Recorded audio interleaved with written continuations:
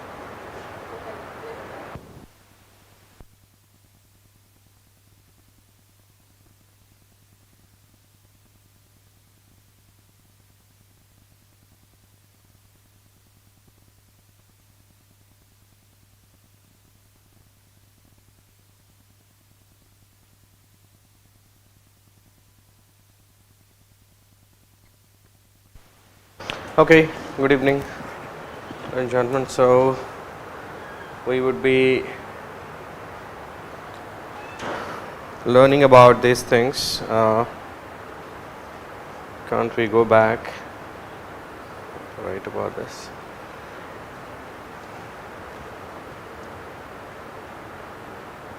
Great.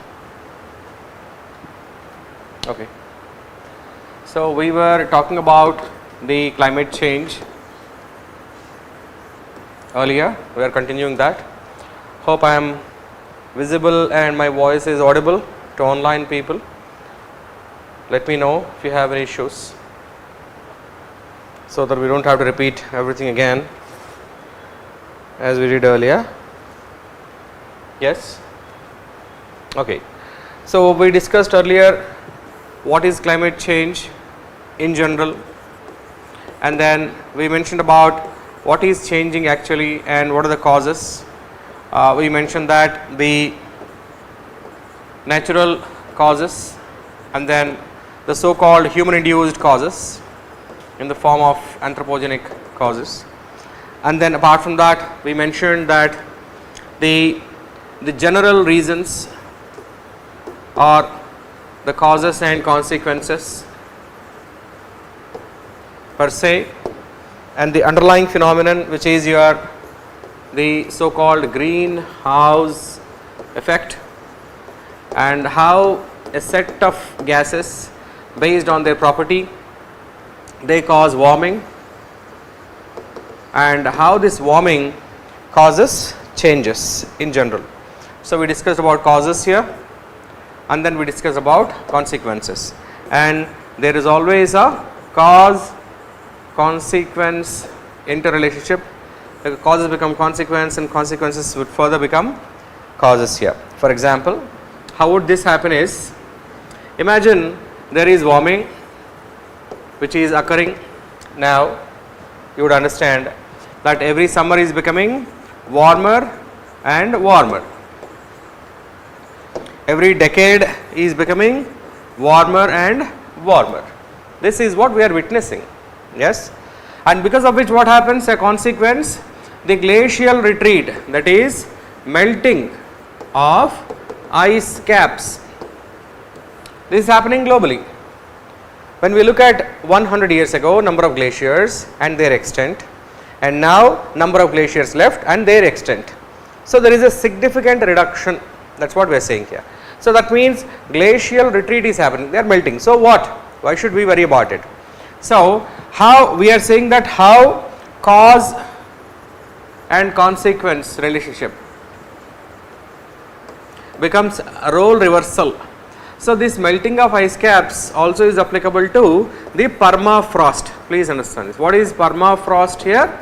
Permafrost is the permanently frozen layer of the soil which is beneath or underneath the glaciers. Please understand this. That is permafrost. So, when permafrost starts melting, it will have the trapped greenhouse gases like carbon dioxide, like methane, and certain oxides of nitrogen rarely. So, these greenhouse gases which have been trapped here for the past thousands of years or even millions of years. So, these gases would get released. Are you able to understand this? These gases would be released because of melting of glaciers and permafrost. These further would cause greenhouse effect, global warming, and again, so cause becomes consequence, consequence is becoming the new cause. It is one simple example. So, that is what we are talking about here.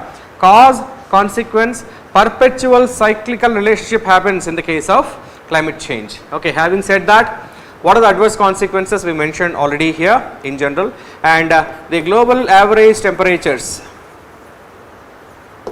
are quickly changing, and we are witnessing approximately 0.9 degrees Celsius to 1.4 degrees Celsius already.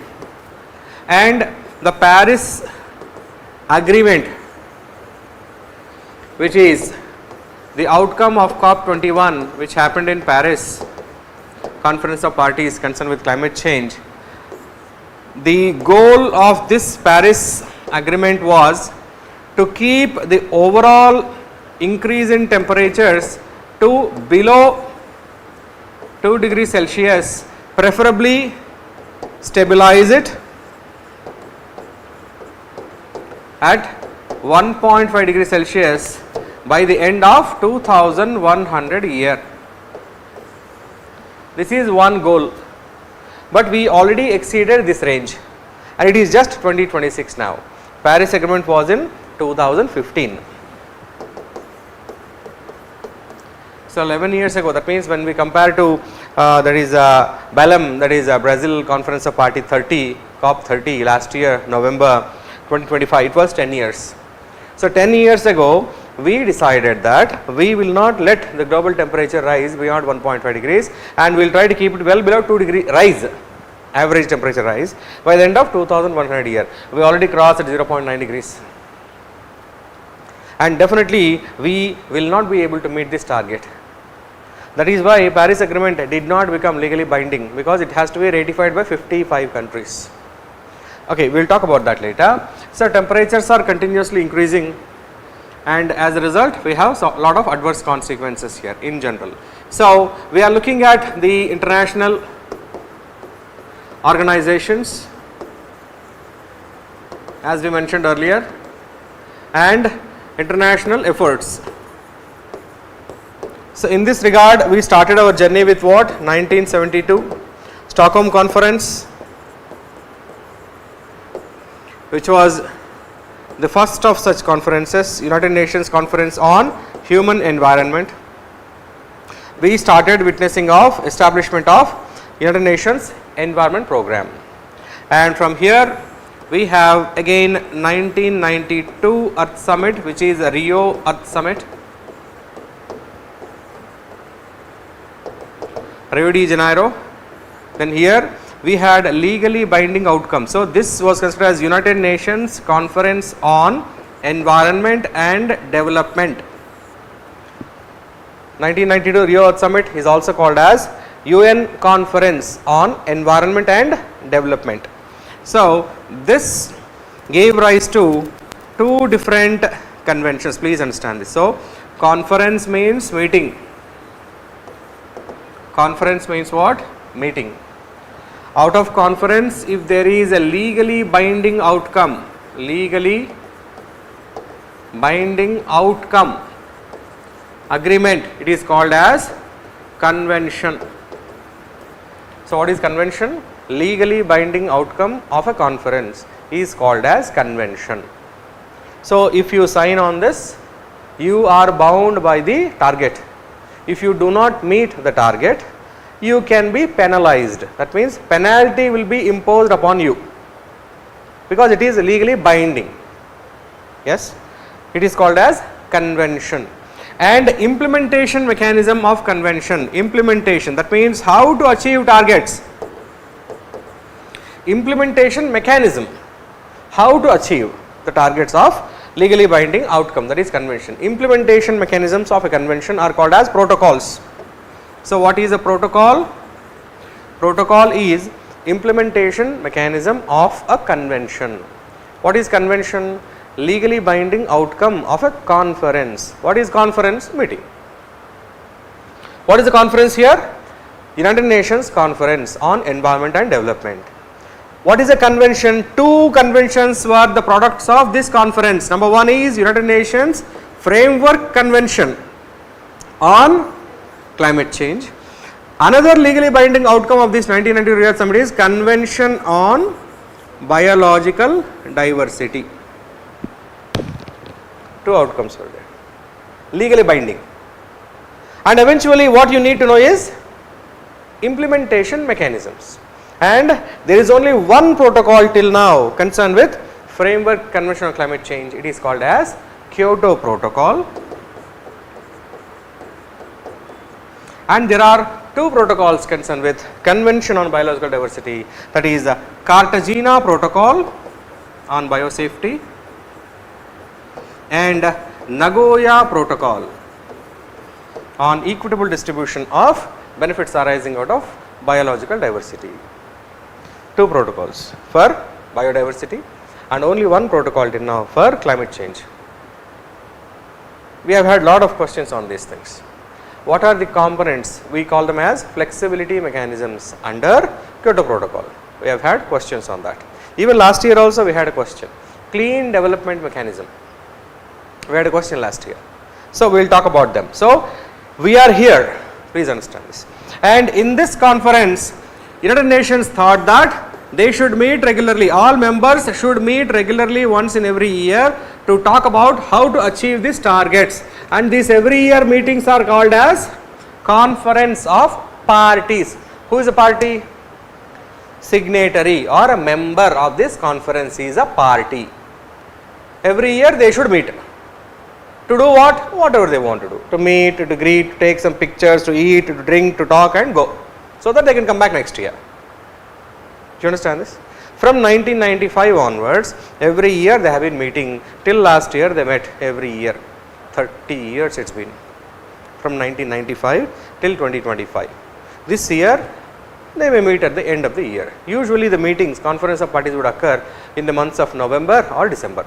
Usually. Last year, November, it happened in Belém, Brazil, Amazonia. Yes, okay.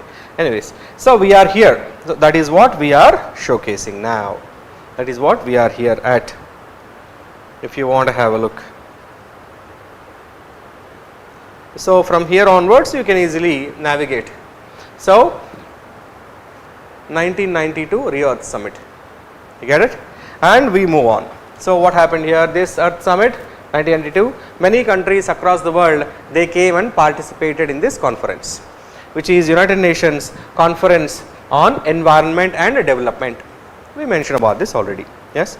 So here what happened? So we have two legally binding agreements. Please understand this. Two legally binding agreements. Only legally binding agreements are important for us, because non-binding agreements nobody would follow. Yes or no? And nobody did. So two conventions, legally binding instruments. Number one is Framework Convention, UN Framework Convention on Climate Change. It is also called as UN Framework Convention on Climate Change, UNFCCC. Another one is CBD, that is Convention on Biological Diversity. Only two. That's all. And then you can move on that. Yes. So Framework Convention on Climate Change, it came into effect from 1994, and after that next year 1995 they met as conference of parties. That's enough for you. Yes. And important element is that out of this is who are the members, how they are identified. It is important because the targets are not same for all. So that is why you should know, if you want to know the names of those countries also, Annex 1, Annex 2 and non-annex countries. Where is India? India is a non-annex countries, please understand this. Non-annex countries, that means developing countries and least developed countries. Where are we? We are here because we are developing country. Non-annex countries do not have binding targets. So India doesn't have binding targets, but if you want to have, that is voluntary, which is called as INDC, that is intended nationally determined contribution, which is a product of Paris conference. We will talk about that later. Yes.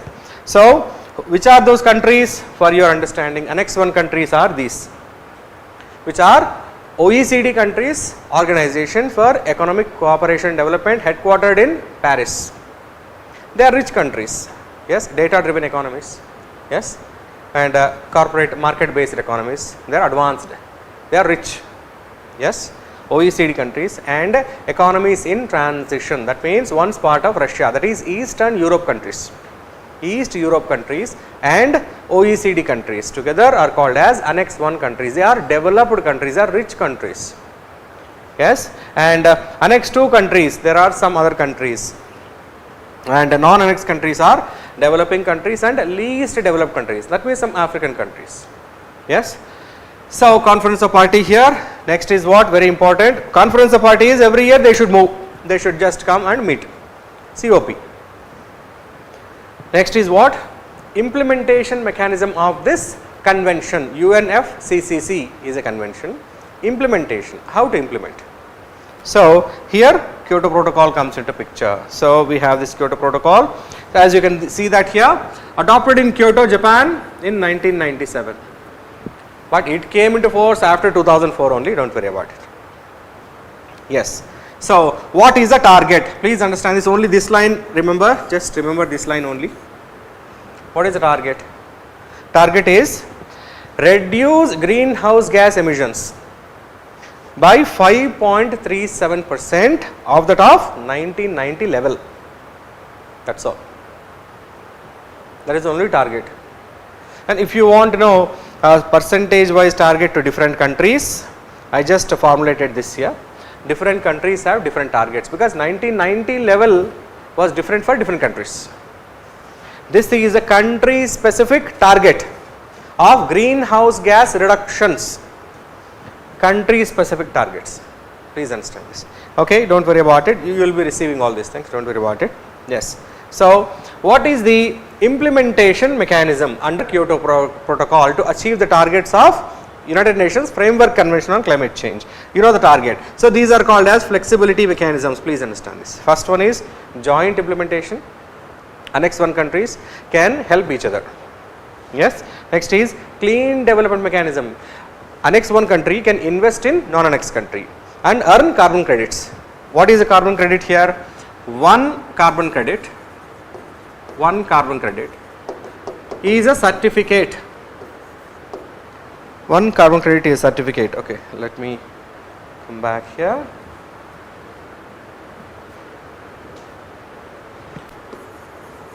carbon credit is a certificate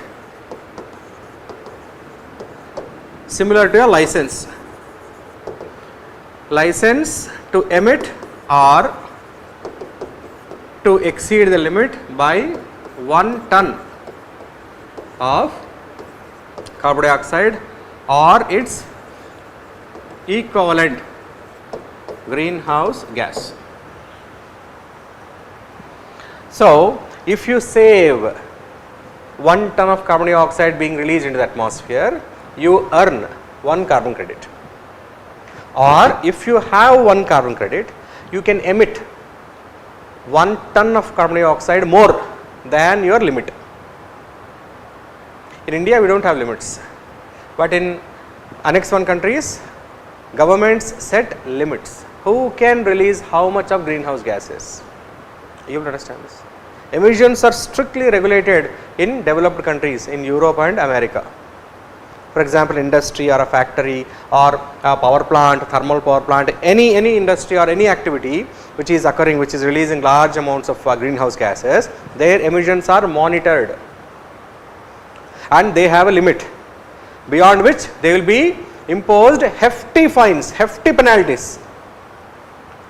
To save themselves from paying penalties, what can they do? They can invest in developing countries to produce clean energy. What is clean energy?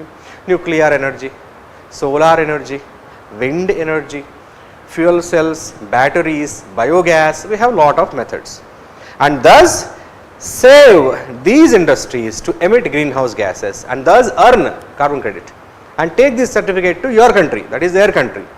There you will get permission to emit more, thus earn profits without being fined or imposed hefty penalties. Did you get the idea here? And that is the primary idea of clean development. And then we have emission trading. You can buy carbon credits or you can sell carbon credits. Where? Multi-commodity exchange. Who is selling? China and India. Who is buying? America and European countries. You understand this? So, this is what is the implementation mechanism or the flexibility mechanisms concerned with the Kyoto Protocol here. So, you can have a look at them just one by one. Joint implementation means what? The Annex 1 parties to implement projects that reduce emissions or increase removals by sink. What are sinks here? Please observe that we mentioned about them earlier if you remember. What are sinks? Carbon sink. So, we have 3 types of sinks here. What is a sink? Where is sink? If you know where is kitchen? Yes, kitchen sink. It will take or it will absorb all the waste. Yes or no? Likewise, carbon sinks. Which carbon sinks are present here? Green carbon sink or green sinks, which are nothing but your forests, because they absorb carbon dioxide by plants to perform photosynthesis. Photosynthesis. Plants absorb carbon dioxide. Hence, plants, large number of plants together in the same place, forest, are considered as green carbon sinks. Next is blue sinks or blue carbon sinks. Oceans. Oceans. So, why oceans? Oceans have large surface area. Because of large surface area, this large surface area of the ocean comes in contact with the large amount of atmospheric air. When air comes in contact with water, the gases in the air dissolve in the water. Why?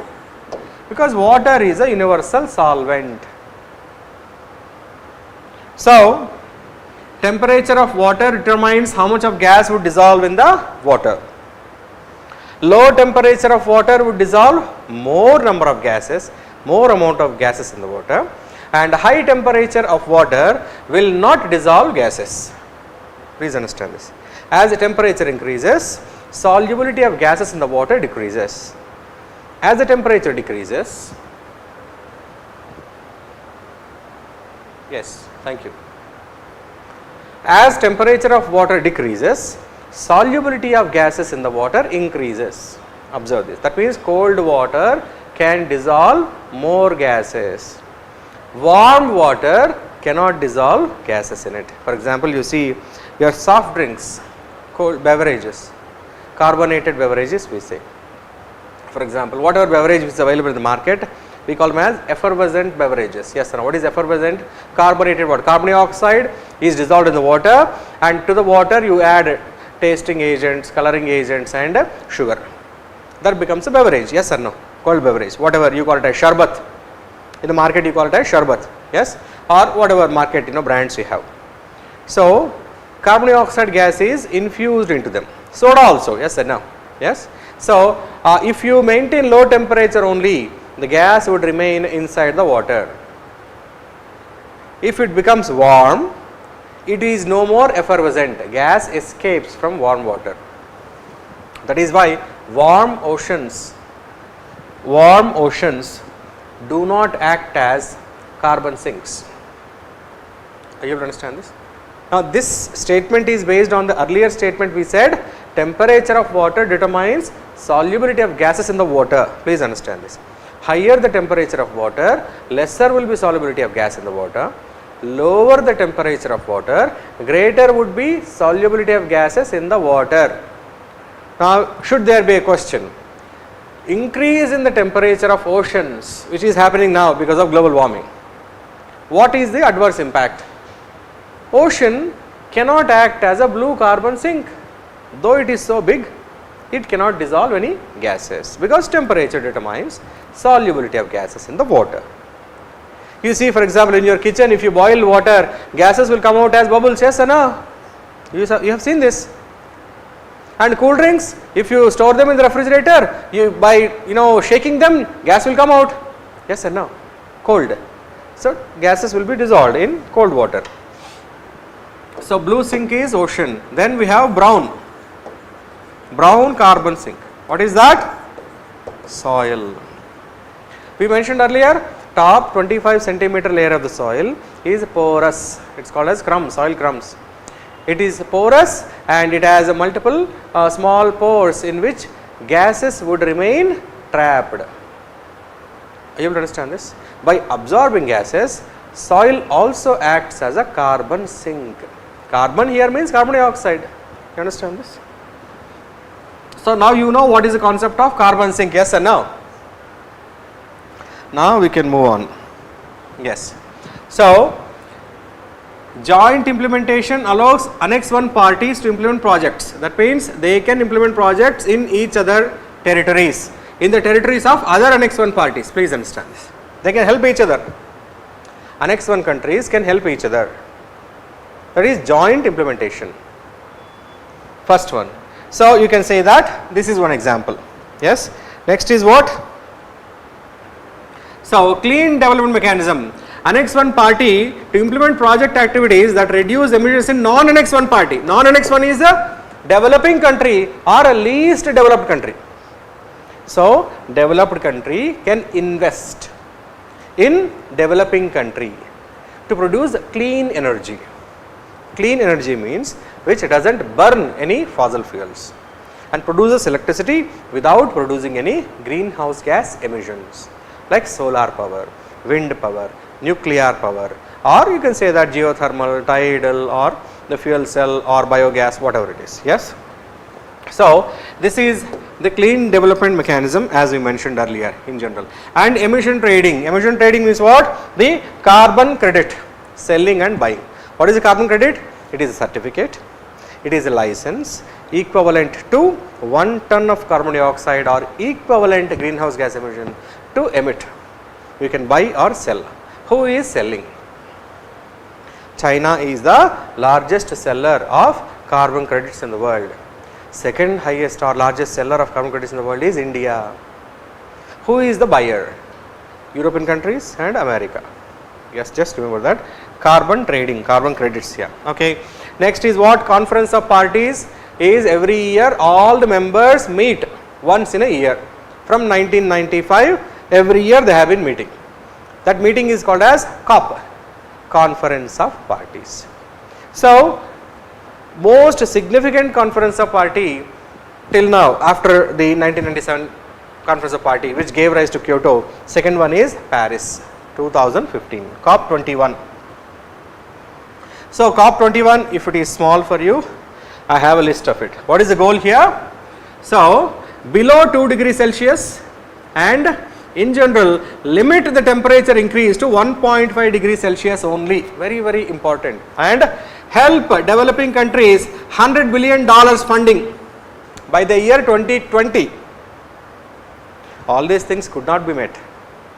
That is why Paris Agreement did not become a successor to Kyoto Protocol. 55 countries were supposed to be ratifying here. You can see that here 55 countries covering 55% of global emissions need to be signed, but those many people did not sign. Hence it did not become the protocol. You understand this? So that is why it failed thoroughly. So all these things will be given to you, just you can make note of all those points here. Yes. So that is why, because it was a previous question, why Paris Agreement did not become the successor to Kyoto Protocol. Why? People did not accept it. It was not binding in nature. Yes. So these are few things here, and next is last year's Conference of Party, that is Belém, Brazil here, and no binding outcomes, no binding agreements, nothing. Nothing solid, nothing concrete happened during this conference here. Yes, this is about your climate change and associated issues. Yes. Okay. Now we can move on to next topic, which is of course how do we go about this? Okay. How do we close this? End. Okay. Great. Next one is this. Okay, until we close it. Excellent. Great. Okay. Excellent. Okay. Next one is what? Biological diversity. Hopefully it works. Yeah. Next one is biodiversity, the topic. What is biodiversity? Because we get questions on biodiversity frequently, around 2 to 3 questions you get from biodiversity here, also called as what? Biological diversity. In short, the concept is nothing but diversity means variety or differences in general among living organisms. That means plants and animals. We do not consider microorganisms here, and we do not consider human animals here. Only plants and non-human animals, excluding microorganisms. We do not consider microorganisms here, and we do not consider humans here for all the practical purposes. Yes. So only flora, plants, and fauna means animals. Only these two are considered here. Varieties. And in different regions, different varieties are found. So what? So why should we learn about it? For 2 things here. Number 1 is what? There are benefits. Because of variety of plants and animals, we have lot of benefits. So what? Yes, we are getting benefited. So what? That benefit is not going to be continuing in the future because there are threats. So because of benefits, we are receiving lot of revenues. Food, medicines, industrial raw products, or the objects which are made. Yes, and then aesthetic, beauty, tourism, research, we have lot of benefits. But what is happening? It is getting affected adversely because of some human activities. Hence, we may not get all those things continuously into the future. Food is questioned, food security issues, medicines, products in the market, their price rise or profits in general, all those things will be affected. That is threat. So what, can we do anything about it? Yes. Conservation. And agencies, institutions, projects. So this is what you have to learn. You understand this? First understand what is diversity, what are the different types of diversity. Next, what is the value or benefit or uses of biodiversity. For example, in Karnataka and Tamil Nadu also we had a sandalwood smuggler who killed many elephants also. Who is that? Veerappan. Why he killed elephants? Why he smuggled sandalwood? Because again diversity. Pushpa movie is there. It's all about what? One type of tree, wood. Biodiversity it is. Yes or no? Illegal trade across the border. For example, rhinoceros unicornis is killed. For what purpose? It's unicorn. Tigers are killed for its skin and claws. Yes or no? Snakes are killed for venom, for medicines, and for its skin to make belts. Crocodiles are killed. Crocodile skin, belt, bag, jackets. Yes or no? Many birds and animals are killed for food. Yes or no? Now you can name lot of such things. Yes, all those are what? Benefits or value. And then when it exceeds to exploitation beyond limit, that becomes a threat to biodiversity. And efforts needed to save them becomes conservation. When it happens on large scale, agencies get involved, institutions get involved, projects are implemented at national level and international level. So under biodiversity we will be talking about these things now. Is it clear? Now we will have a look at some pictures just for your understanding purposes only. Yes. So diversity means what? Variety. Sorry. Okay.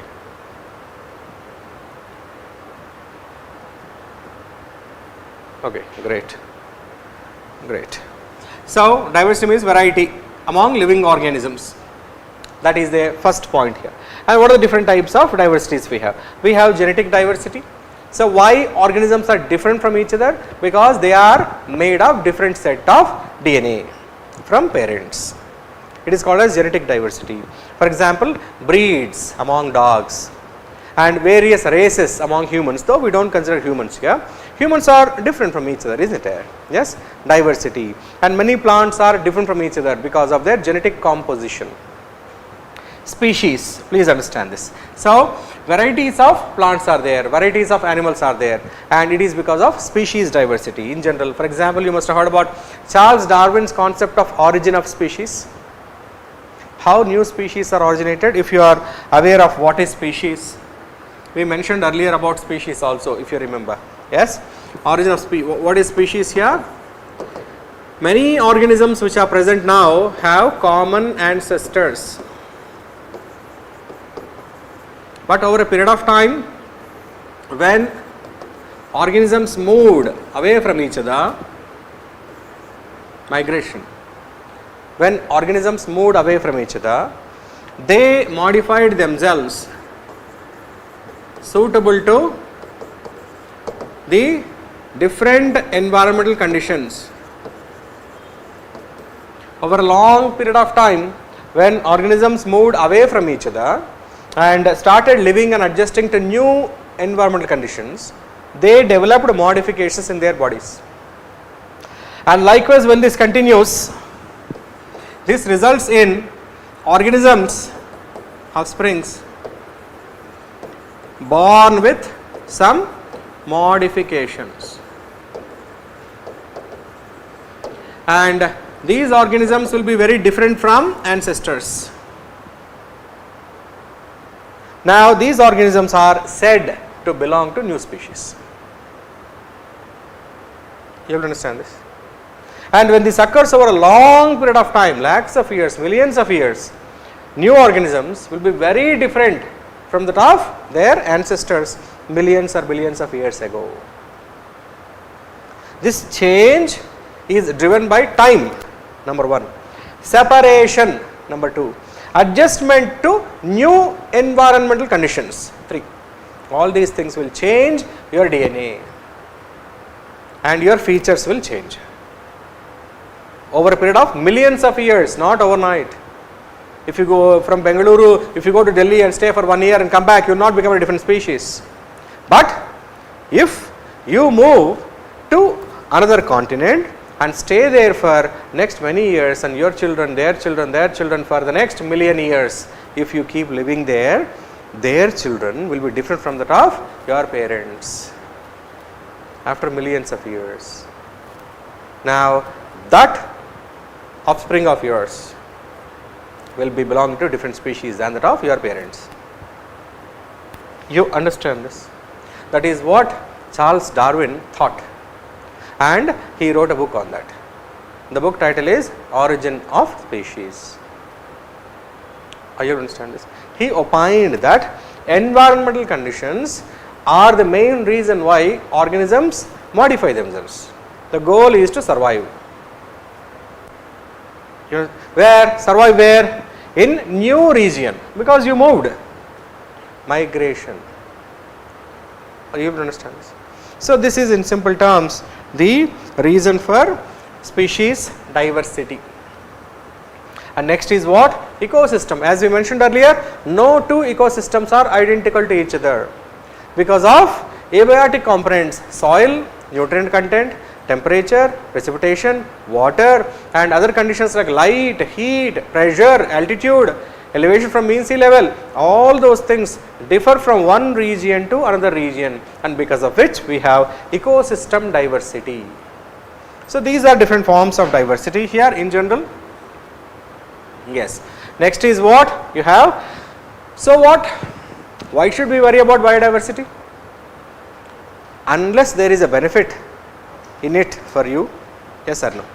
If something is not beneficial to you, it is not good for you and you need not worry about it, yes or no?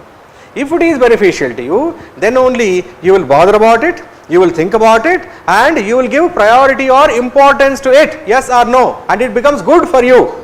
What is good depends on if it is beneficial to you or not. If it is beneficial to you, it is good for you. If it is not beneficial for you, you will not care about it. It may be bad for you, yes or no?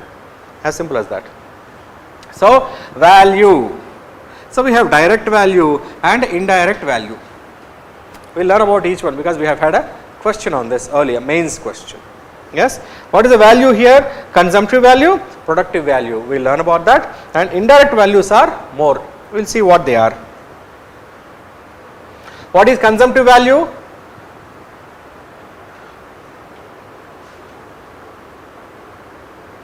Great. Seriously? Okay.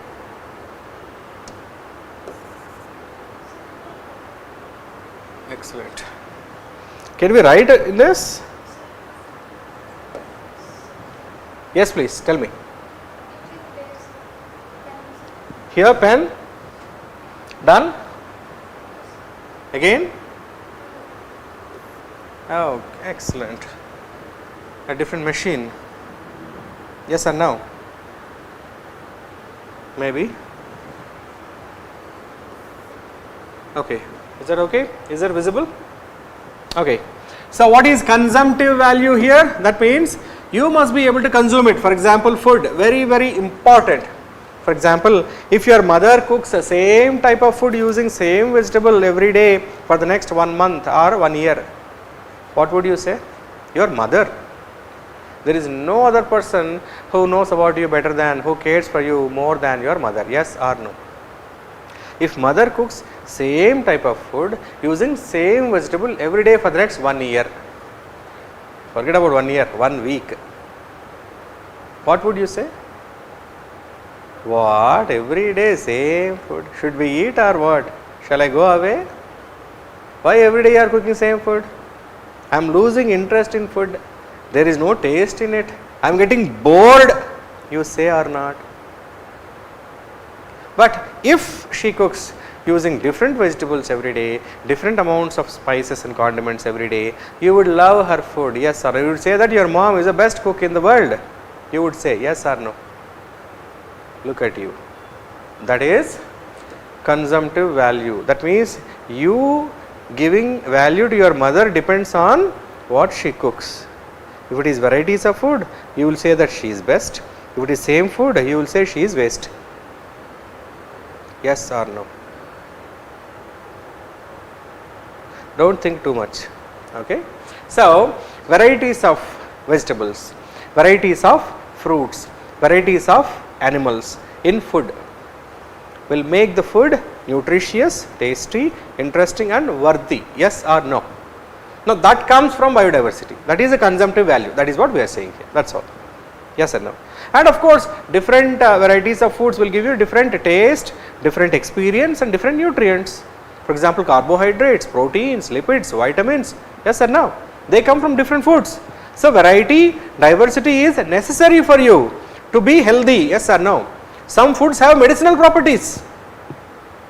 For example, Ayurveda. You know Ayurveda medicine is all about what? Diversity. There is a branch of medical science, Ayurvedic medical science called as pharmacognosy. Pharmacognosy means scientific study of medicinally useful plants. Scientific study of medicinally useful plants is called as pharmacognosy. Do you understand this? It is because of diversity only. For example, if you go to Kerala, there is a kind of Silent Valley National Park. You have heard about this? Entire forest is filled with medicinally useful plants and herbs. Entire forest. It is believed that that plant in that forest can save a dying person also. You can imagine how powerful those medicines are coming from varieties of plants. Often some people say Sanjeevani is there in that forest. What is Sanjeevani? Which can make a dead person alive again or will never let you die. Sanjeevani.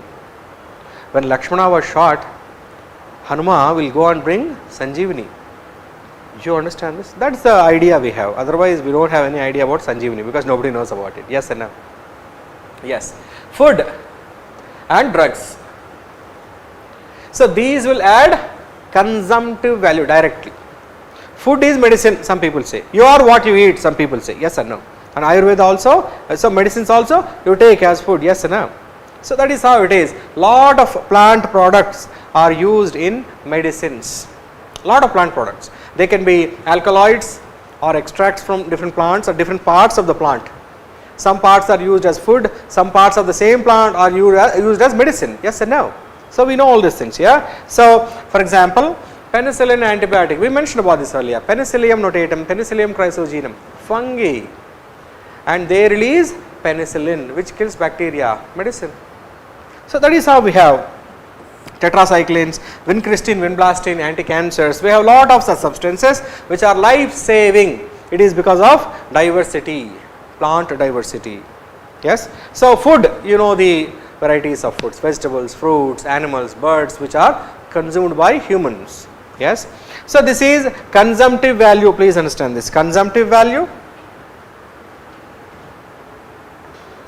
Next is productive value as raw material for many industries.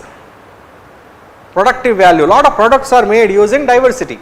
So, you can understand that. For example, very popular, what is that very popular thing? Silk, very popular, isn't it? Mysore silk, very popular, isn't it? Mysore silk is very, very popular.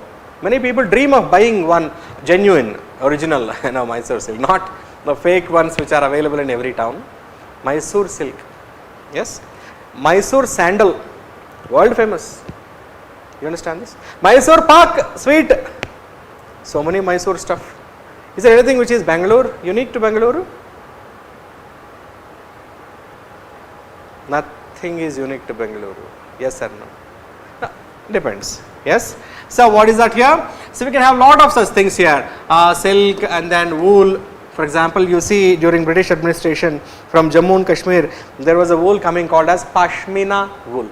Pashmina is a sheep, which is unique mountain climbing sheep. And the wool extracted was very soft and rich, and it was looking like very aesthetically beautiful. Shawls made of Pashmina wool were very popular in Britain and Europe during British administration. and they established a special office there to collect pashmina wool, and the weavers were given extra money to weave pashmina shawls which were sold at very high prices back in Europe by the East India Company and British administrators in India. Even now if you go to Jammu and Kashmir, don't forget to buy one pashmina wool shawl. It is very expensive, original one. It is because of what? Biodiversity. Please understand this. Likewise, we have a lot of such examples here. Lac, toys are made, bangles are made, laxifera, laca, insect secretion, diversity, toys, bangles are made, government seals are made, yes or no? That is lac here. So, we have lot of industrial products made because of diversity, but what is the risk? To get more money, to make more products, you may over exploit those animals. That what is the problem here? So, endangered species, you will kill them and those organisms will disappear from the earth. It is like a duck and golden egg. Every day duck gives you one golden egg. If you become greedy, what will you do? You will kill that duck to get all the eggs inside, but no eggs are there inside. That means that's over for you. That stage is happening here. So, smuggling, that happens. If there is no limit, there is extinction. Yes. So, biodiversity is exploited, that is a risk, but diversity has productive value. Varieties of products are available in the market as raw material for industries and products. Biodiversity has productive value. Social value, again belief systems, customs, traditions are products of biodiversity. For example, what is that? Many people go and break coconut in the temple. Because there is coconut, you are breaking it. That becomes a traditional ritual and you assume that it will please the god. Yes or no? If coconut was not there, what will you break? Your head? What will you break? Some other thing. If nothing is there to break, no ritual, no tradition at all. Because of diversity you have belief system. Because of diversity you have rituals. Because of diversity you have practices. Because of diversity you have entire religion, relationships, gift exchange. In Papua New Guinea, what people exchange, tribal people, seashell necklace, seashell bracelets, seashells, white colored shell necklace, red colored bracelet and all, they exchange. It is called as Kula exchange. In anthropology we study. Diversity establishes cordial relationships and avoids war. People used to exchange, earlier primitive societies, people used to exchange fish, people used to exchange pork or meat to avoid fight. Diversity, yes or no? So, all these things, social relationships are built based on diversity, conflicts are avoided, wars are avoided based on diversity, religious beliefs, traditions, rituals are practiced based on diversity. You have this, all this, what is that? Customs, religion, psycho-spiritual aspects of people are because of diversity. You will understand this. So, diversity, many plants are considered holy, sacred. Tulasi, basil, ossimum sanctum, you know that. Tulasi, yes. So, I guess we mentioned mango, people. What is that? Buddhism, ficus religiosa. Yes or no? Fig tree we call it as. People, fig tree, people. What do you call that fig tree in Kannada? People. Ficus religiosa. Buddhism, history, Siddhartha Gautama sat under that, became enlightened, became Gautama Buddha. Yes or no? Don't you have fig trees in Karnataka? We do have, lot of fig trees we have. What is that? Okay, you should know. Yes? What is that here? Social life, songs, people explain poetry, plants, animals, flying birds, people sit, observe everything, write poems, write books, literature. You understand this? People name each other in the name of flowers, Pushpa, diversity, yes or no? You understand this, all these things? Names of people are in the name of biodiversity. Don't you think? People describe each other based on biodiversity. A girl walks like a peacock. Where is peacock? Biodiversity it is. If no peacock, no praising of a girl. Yes or no? Look at that relationship. Rose, red rose, Valentine's Day. Everything is over. Biodiversity. Yes or no? Look at that. So, relationships, that is a special value, and you know all these things. Cow is worshipped. If not cow, you know that. And pig is hated.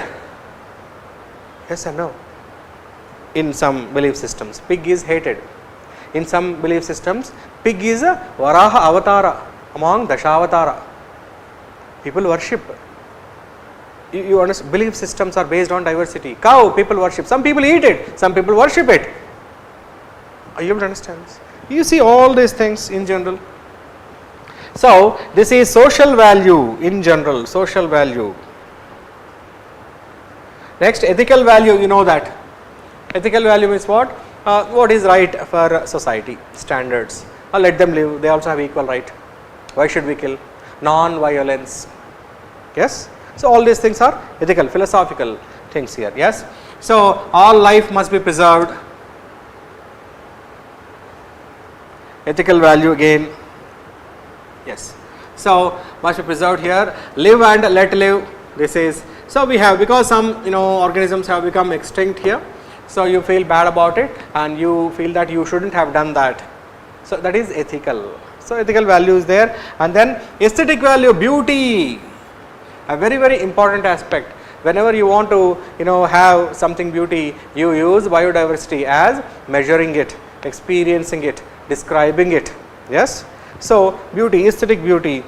Some people worship flowers, in a sense they enjoy the floral beauty. They go to the forest, they go to mountains, they go to zoological park, they go to beaches. All these things in general, they add beauty to the life, pleasure, excitement and visual peace of any area. Biodiversity adds visual peace to any area. For example, many people go for ecotourism. Why?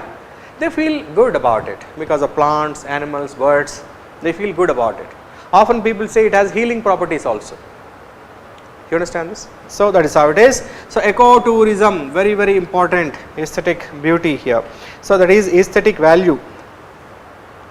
Optional value, research and future. We don't know the value of it yet, but they possess lot of values which we don't know. Research, future based, and ecosystem value here. So, ecosystem services, they help maintain the balance of ecosystems here. So, these are certain values what we are talking about here, because of which biodiversity is necessary for humans, because we have lot of benefits out of it, hence we need it. And India has lot of biodiversity. India is often called as mega biodiversity nation, India. We will talk about that eventually. So, what happens here? Lot of organisms are present in India, across the world. There is a concept called as endemism. What is endemism here? As we mentioned earlier, a species of organisms or a type of organisms are found only in one place and are not found elsewhere. That phenomenon is called as endemism, and such species are endemic species in general. So, you can have such organisms here, endemic species here, and they add the richness to any area. So, by this, and next is what is happening here, what is happening to diversity. So, let me give that hint to you, that there are threats to biodiversity. This is important here. So, we understood what is biodiversity and types, that is genetic diversity, species diversity, ecosystem diversity. We understood the value or importance or benefit. Next is what is happening to them? They are under threat. Biodiversity is declining. Why? Now, we have natural reasons. Natural causes are what? Narrow geographical area. That means naturally the habitat of certain organisms is very small. Increasing population is not able to live in that narrow area, hence they are dying.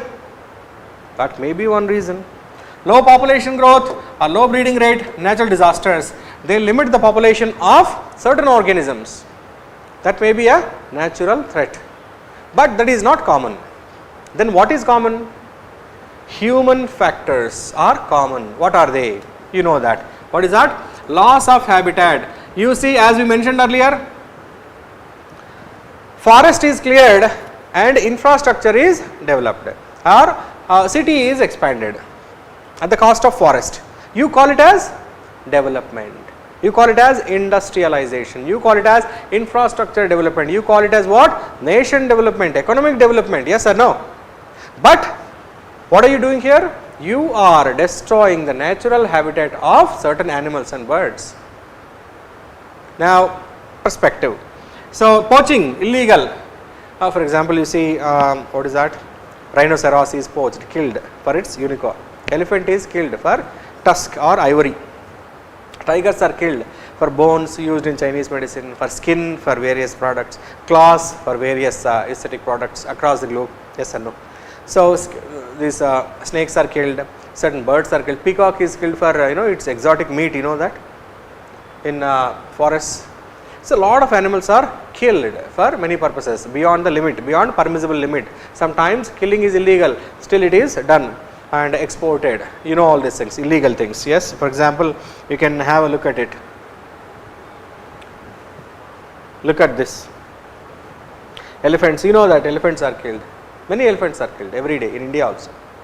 But they don't come into the newspaper because politicians don't want the diversion of attention. They want entire country to focus on them. Yes or no? Every newspaper front page is politicians only. Yes or no? Political news only, because they want it that way. And they don't want you to focus your attention on something else, because that becomes a problem to them. Yes or no? Is news only about politics? Don't you have anything else? But look at any newspaper on any day nowadays. Any day, any newspaper, cover page is all about politics, politics, politics. Why? What happened to newspapers? What is news? What should you know the moment you wake up in the morning? Should you look at their faces every day? Should you know that who is abusing whom every day? Using nasty languages in a cheap political tantrums they are playing every day. Should you know all those things every day? You don't have any other work or aim or goal in your life? But newspapers are printing that same thing. You have to search for actual news, That's the irony of newspapers. You have to search for actual news which is worthy of remembering or reading or imagining. Yes or no? That is what is the present condition of newspapers. Yes, and people talk about journalism and journalist ethics and all. What kind of things we are seeing in the newspaper? Yes, getting back here, see, skin. If they increase in their activities, what will happen to those organisms? They will disappear in general. So, for some people, personal benefits, economic benefits are more important than biodiversity. So, they would resort to what? Poaching, illegal killing, smuggling, trading across the border and all these things will happen. Yes, many movies are made on this. Yes or no? Many movies still are being made. Trees, based on trees or flowers. For example, you see anaconda, very popular ones. Yes, blood orchid, anaconda, biodiversity it is. Yes or no? So, likewise, so what is that here? Poaching, illegal killing and trading. Man-animal conflict. For example, you convert forest into agricultural land and you build villages nearby it, and wild animals will come into your place and all villagers will come and kill it. Saying that, hey, elephant came to our village. Where is your village? You have built your village in the forest. Elephant came and attacked our people. It did not come to your place. You went to their place. Tiger entered village. Tiger did not come to your village. You cleared a forest. You will understand this. So, man-animal conflict is very frequent nowadays, and then exotic varieties of plants and animals are introduced. That means from foreign locations, from another ecosystem. You bring a flower, you bring a plant, you bring an animal or a bird or insect from there to here. That is not native. Either native species get adversely affected because of it, or whatever species you brought will die. Yes. So, this, and then pollution, this pollution is killing. For example, freshwater dolphin is there in India in Ganga. In Ganga there is a freshwater called as Platanista gangetica. It lost its eyes, became blind dolphin because of pollution of Ganga river. Pollution is making animals become weird. How can organism become blind? Pollution is causing infections and they are losing eyesight. Are you able to understand this? That is what we are doing here. Yes, and then climate change is killing all organisms including plants, animals and certain birds. These are the threats happening to biological diversity because of human activities in general. So in that case, what will happen here? The direct consequence is the concept of what? Concept of biodiversity hotspots. There is a concept called as biodiversity hotspots here. These are because of pollution, Yes, coral bleaching, this because of climate change what happens? So temperature increases and corals will experience stress, and stress they will repel zooxanthellae. Corals, you know that, right? Corals are what? Symbiotic association, mutually beneficial association, mutually beneficial. Mutually beneficial means what kind of mutualism? Yes? Obligate mutualism. You remember obligate mutualism? What is obligate mutualism? One cannot survive without another. Facultative mutualism is they have options, they have choices like bees and flowers, pollination. But obligate mutualism means what? One cannot survive without another. Here what happens? Polyps and zooxanthellae.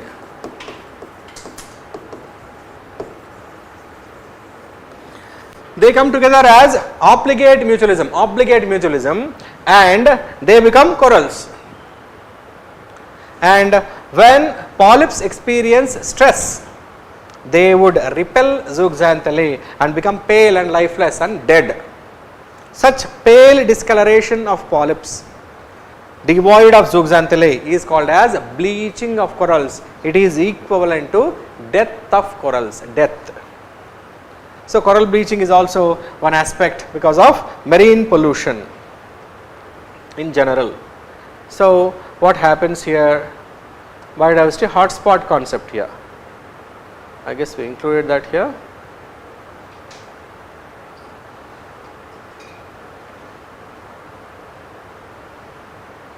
Okay, I think we should go back here.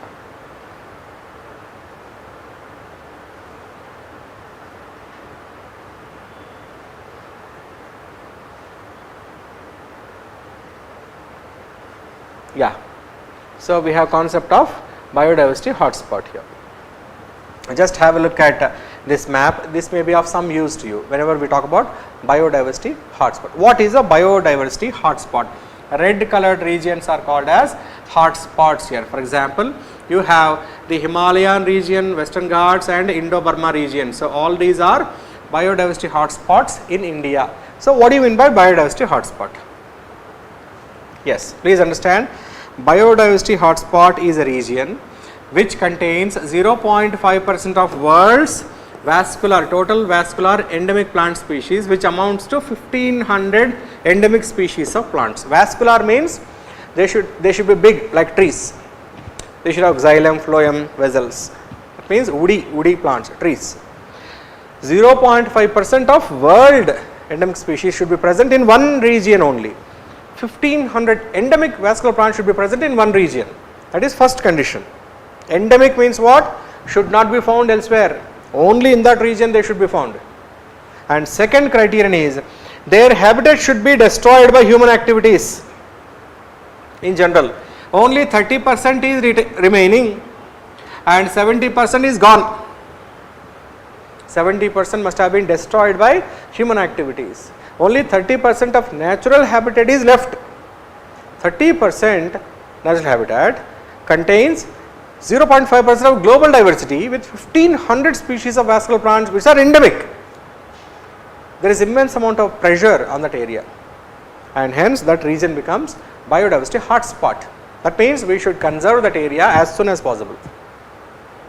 Some hotspots have only 10% of original natural habitat. For example, Western Ghats. Karnataka plays a very, very important role in a Western Ghats region. Western Ghats also have lost 70% of its natural habitat. Where is that gone? It became villages, agricultural fields, tourist spots, roads, railway tracks. forest became other things.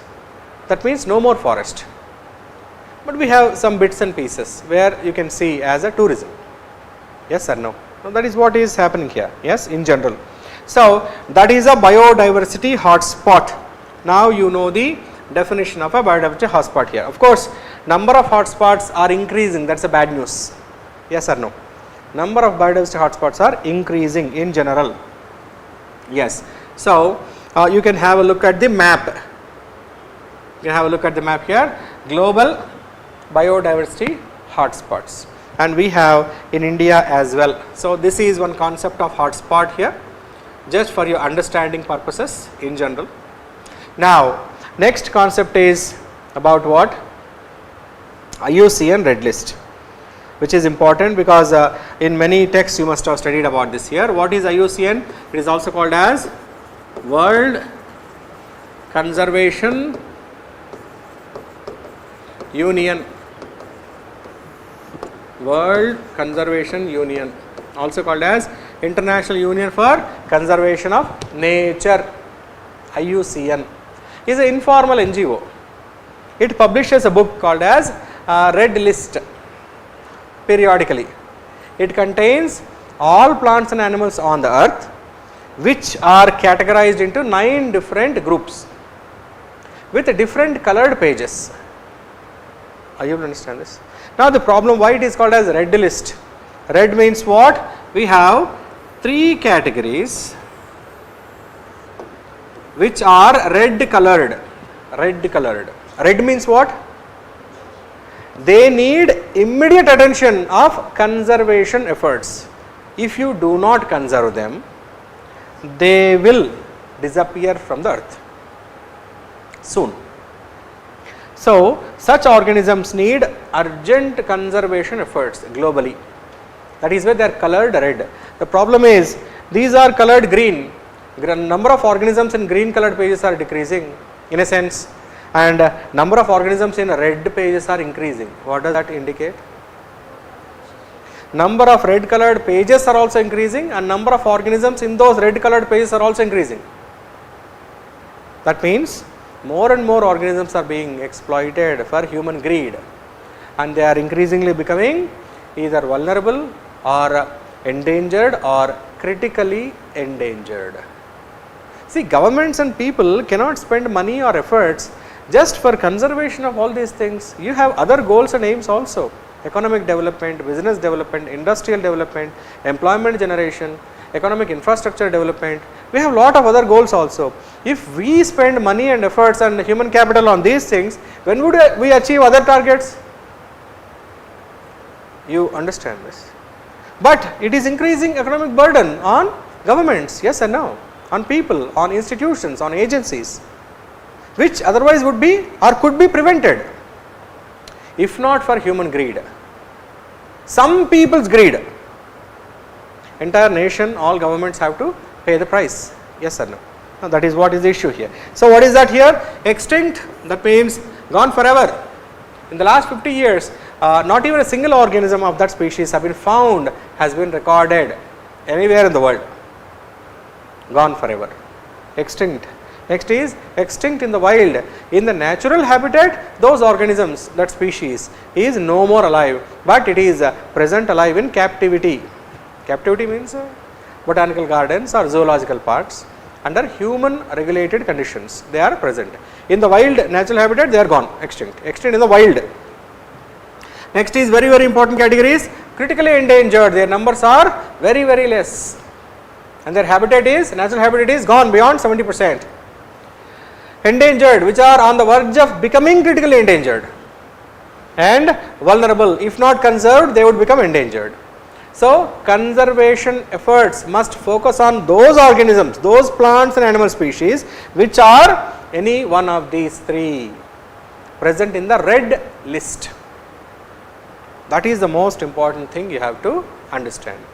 And your questions also would revolve around organisms which are present under any of these 3 categories in India. So next time, if you find any news item, whether plant or animal, which has been recently included by IUCN under any of these 3 categories, take note of them. each page critically endangered species of flora and fauna in India, one page. Endangered species of flora and fauna on another page.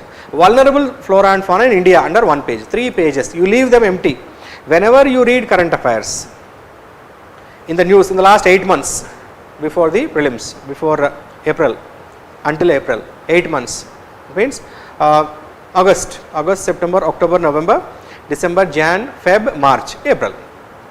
From August last year till April this year.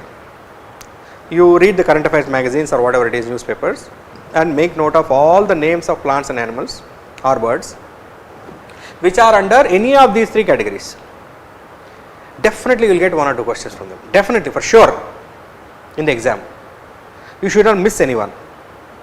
So, these 3 separate pages, allocate separate pages in your notes, because old ones are not very important. In the last 8 months to 10 months, they are very important. Even if you know what they are, then name of organism would be easy for you. Yes or no? So that is what, because that's how question would. Which of the following have been included under vulnerable category in the recent past by IUCN? They will give list of many organisms and then answer options 1, 2, 3 only, 2, 3, 4 only, 4, 5 only, or none of the above or all of the above.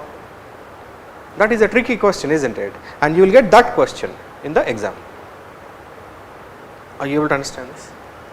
So, try to make notes of these things in the last 10 months or 8 months current affairs, any organism, plant or animal or bird or a fish, whatever it is, in any of these 3 categories. That is important for you. That is what will be the next question for you. Yes? Okay. So, that is it about IUCN list here in general, IUCN red list here, and then we will talk about what? So, global diversity not very much important here, and India, it is important for you. So, India is a mega diversity country or mega biodiversity nation. On what basis do you call India as a mega biodiversity nation? On what basis? Approximately what? So, we have 7 to 8% of global biodiversity is present in India. 7 to 8% of global diversity is present in India, with only 2.4% of global land area is in India. See, the land is less, and within that less or small amount of land, small area of land, more biodiversity is there. That means there is a stress on the habitat and stress on biodiversity in India. Yes, and then these numbers keep changing, don't worry about it, these numbers keep changing, these are trivial, numbers are trivial, they keep changing. Yes, you have to update yourself with the latest numbers in general. Yes. So, biogeographic regions, don't worry about it. So, in India, we have 3 regions which are eligible to be called as biodiversity hotspots. So, we have this. So, Eastern Himalayas, Western Ghats, Indo-Burma region. We have seen that in a biodiversity hotspot map. Eastern Himalayas, Indo-Burma region and Western Ghats are biodiversity hotspots. So, these are the 3 regions here in general. Along with the map, you can have a look at them. Yes, these are the causes, these are the activities, you have seen them, pollution and all. So, you have seen all these things here, coral bleaching. Yes, IUCN red list, we mentioned about all these things here. The organisms differ, they vary in the list, critically endangered, endangered, vulnerable. Which organism is in the critically endangered list in India may be different from endangered, from vulnerable. They keep changing, you see, because Government of India has taken many efforts here. Many organisms are changing their IUCN identity. They are changing their IUCN identity here. Yes. So, next is what? Conservation efforts. So, this is useful to you. Should there be a question on conservation of biodiversity? You know what is biodiversity, types of biodiversity, and you know the value and benefits of biodiversity, you know threats of biodiversity, you know biodiversity hotspot concept, you know IUCN red list, and you know why India is a mega biodiversity nation. Now you are looking at conservation. If you know why should you conserve, you can identify methods to conserve it. So, 2 methods, what is that? In situ, ex situ. Important, in situ, ex situ. What is in situ? In their natural habitat, conserving biodiversity in their natural habitat is in situ. Wherever they naturally live, protect the entire area. it would be larger. Habitat conservation automatically conserves biodiversity.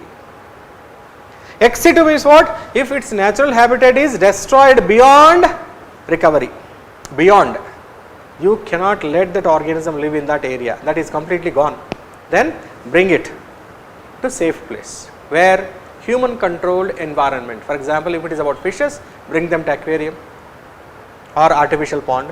If it is about animal, bring them to zoological park. Yes, I think we have one in Bangalore, Sanjay Gandhi, is it? Or Bannerghatta zoological park. Is it a national park? Yeah, it is national park. Yes, zoological park. And if it is a plant species, put them in a seed bank or botanical garden. Conserve it in artificial environment.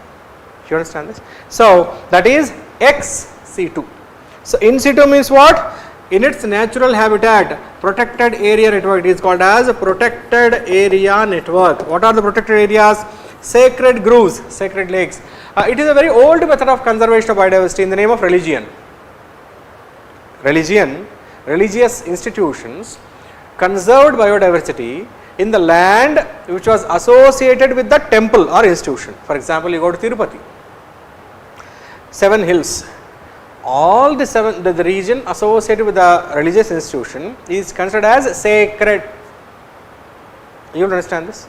So every rock, every animal, every bird, every insect is considered as sacred there. So entire region is conserved in the name of religion. Likewise, yes. Next is what? Biosphere reserves in general.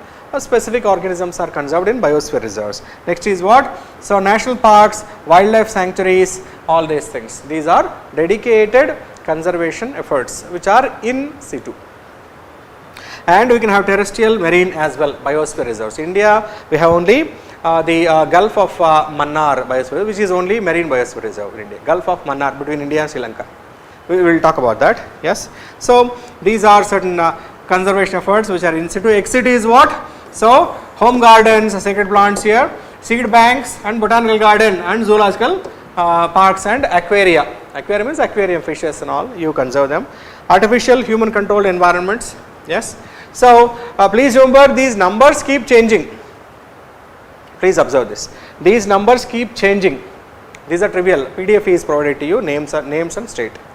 PDF, that is a fact only. You can have a glance at 106 national parks are there in India, and then wildlife sanctuaries, and then we have conservation reserve, community reserve and protected areas. Their numbers keep increasing every year. Please understand this. Yes. So keep that in mind. Numbers are trivial.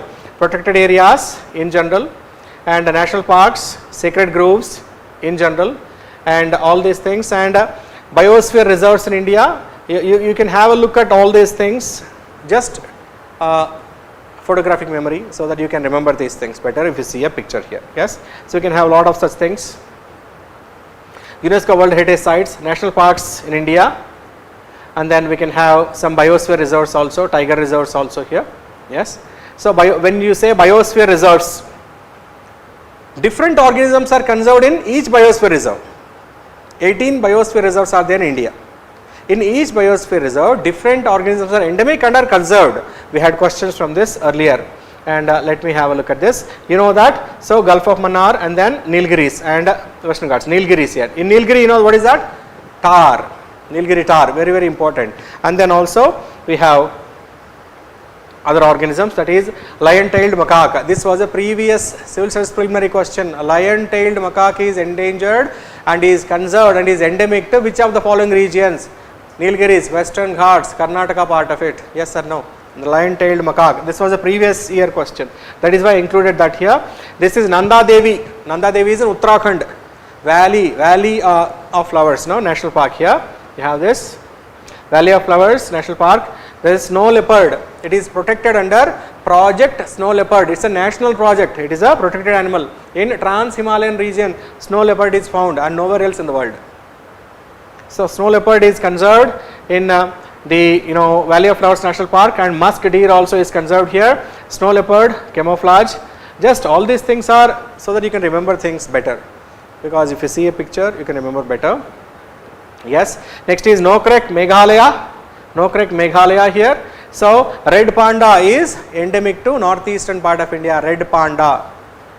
So next is Sundarban, you know that, Sundarban, West Bengal. What is the organism which is endemic to? No, found nowhere else in the world. Royal Bengal tiger.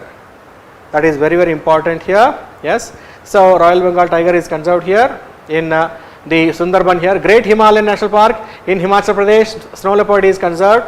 Manas, where is Manas? Assam. Manas and Kaziranga are just one and the same now. Manas is larger, Kaziranga is only for Rhinoceros unicornis here. Yes.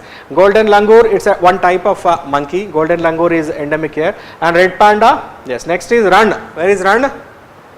Gujarat, Kutch region of Gujarat, Rann. So what is the endangered and conserved animal there?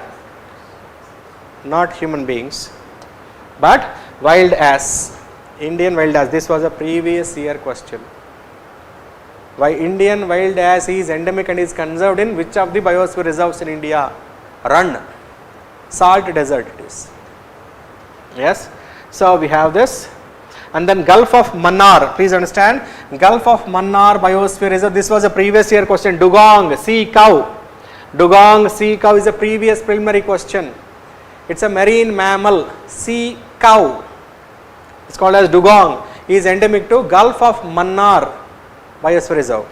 So this is a previous question also. So next is what? Dihang Dibang, Arunachal Pradesh, red coral, Mishmi takin, these are mammals. Yes. So these are endemic to there and conserved there. Next is Panchmari, Madhya Pradesh, Panchmari, giant squirrel and flying squirrel. This was a previous question. Flying squirrel, giant squirrels are endemic to Panchmari or Panchmari biosphere reserve, Madhya Pradesh. Seshachalam biosphere reserve, Andhra Pradesh, Eastern Ghats. Seshachalam biosphere reserve. What are conserved? Flying snakes are endemic to Seshachalam. Yes, you can have them, flying snakes here. Yes. So next is what? You have Simlipal, Odisha, Simlipal National Park, Gaur, wild elephant, Odisha here. And next is what? Achanakmar, Amarkantak, Madhya Pradesh. Achanakmar, Amarkantak, which is affected by mining operations. So which is threatened. Yes. So barking deer, environmental protection here. Kangchenjunga, Sikkim. So Kangchenjunga, it is not Kanchenjunga or Kanchenjunga, it is Kangchenjunga, Sikkim here. This is a biosphere reserve here. Tibetan wolf is conserved, snow leopard is endemic to that place. And then we have the southern, western Ghats part here, Indian elephant here, Nilgiri tar. Next is Great Nicobar. It has a saltwater crocodile, very large crocodile, which is endemic and conserved here, saltwater crocodile here. Next is Dibru Saikova, again Dibru in Assam, Dibru Saikova, golden langur. And next is Panna, Madhya Pradesh. So we have cheetal, spotted deer, it is called as spotted antlered deer, and chinkara and sloth bear. So these are certain biosphere reserves in India. And next topic is about what? The institutions or the legislations or international efforts for conservation of biological diversity across the world, also in India. So let's have a look at them one by one. So Wildlife Protection Act 1972 is the apex legislation in India, which protects all organisms in India. Wildlife Protection Act 1972. And so we have conservation projects in India. Different organisms are protected under different national projects. Of course, you can have a look at those things here. Project Tiger, you have all those things here. List is given to you. So Project Tiger, very early 1972-73. So Project Tiger is there in India. Project Elephant we have 1992 again. And then we have Project Vulture. We mentioned about this earlier. Because of what? Diclofenac. We mentioned about this earlier. Diclofenac poisoning because of cattle. Cattle are injected with diclofenac and multiple cattle are consumed. Vultures are dying. Diclofenac should be avoided. Meloxicam is alternative. We mentioned about these things earlier. Project Vulture. So Project Rhino, Project Rhinoceros. Yes, 2005 here. Project Crocodile. We have freshwater crocodile. We have saltwater crocodile also in India. All are covered under Project Crocodile here. Yes, we have this. So Gharial, Gavialis gangeticus is a freshwater crocodile. Next is saltwater crocodile. All are protected under this Project Crocodile here. Next is Project Lion. Asiatic lion, Panthera leo persica, Gir is the original place, and then Kuno Palpur in Madhya Pradesh relocated and then sent back because they could not survive there. Project Snow Leopard is conserved in many states in India under national project Snow Leopard, conservation of snow leopard here. And then we have the project Hangul. What is Hangul here? Hangul is also called as Kashmir stag. It is a state animal of Jammu and Kashmir. And previous question says it is conserved in Dachigam National Park near Srinagar. It was a previous question. Dachigam National Park is a place where project Hangul was started, which is a Kashmir stag, spotted deer, which is state animal of Jammu and Kashmir. So this was the previous question. Project Dolphin, Platanista gangetica, blind. It became blind because of pollution of Ganga river water. And Project Dolphin also conserves Irrawaddy dolphin. To the previous question, Irrawaddy is a river in Myanmar. Irrawaddy, actual name in Myanmar, Irrawaddy in Myanmar, the river, lifeline of Myanmar. But Irrawaddy comes from Airavata, Sanskrit word, Airavata. Irrawaddy dolphin also comes to India, Ganga, so into the delta region also. And gangetic dolphin also is present in Ganga, which is a Platanista gangetica. So these are protected under Project Dolphin in India here. Yes. So next is certain legislations, international legislations or certain conventions concerned with conservation of biodiversity here in general. So when we say conservation of biodiversity, what comes first is what? The 1992 Rio Earth Summit's outcome called as CBD. What is CBD? Convention on Biological Diversity. Please understand this. CBD is a legally binding, because it is a convention. It is legally binding. It has two protocols, Cartagena Protocol on Biosafety and Nagoya Protocol on Equitable Distribution of Biodiversity Benefits. So we are talking about Convention on Biological Diversity here. Please understand this. CBD, legally binding. India is a signatory. That means it is binding on us also. So what are the goals of or objectives of CBD here? Conservation of biodiversity, very very important. Sustainable use, that means you should use biodiversity benefits, but you should not exploit it. Are you able to understand this? Responsible utilization. Next is fair and equitable sharing of benefits from the use of genetic resource. So that is what is the objective of CBD here. And we have the two protocols under CBD. First is Cartagena Protocol on Biosafety. What is Cartagena Protocol on Biosafety here? Whenever there is the export and import of living modified organisms. What is a living modified organism? Genetically modified organism, plant or animal. The country which is exporting must give prior informed consent. That means complete information must be provided to importer. Information regarding how to handle, how to transport, and potential harmful effects on native species.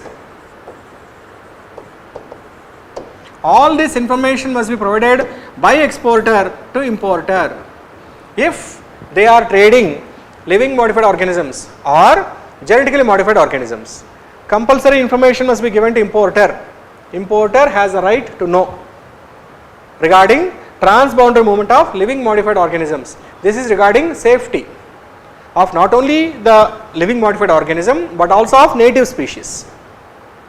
This is compulsory, it is mandatory, hence it is a protocol. So Cartagena Protocol, biosafety. Please understand the need to protect human health and the environment from the possible adverse effects of the products of modern biotechnology.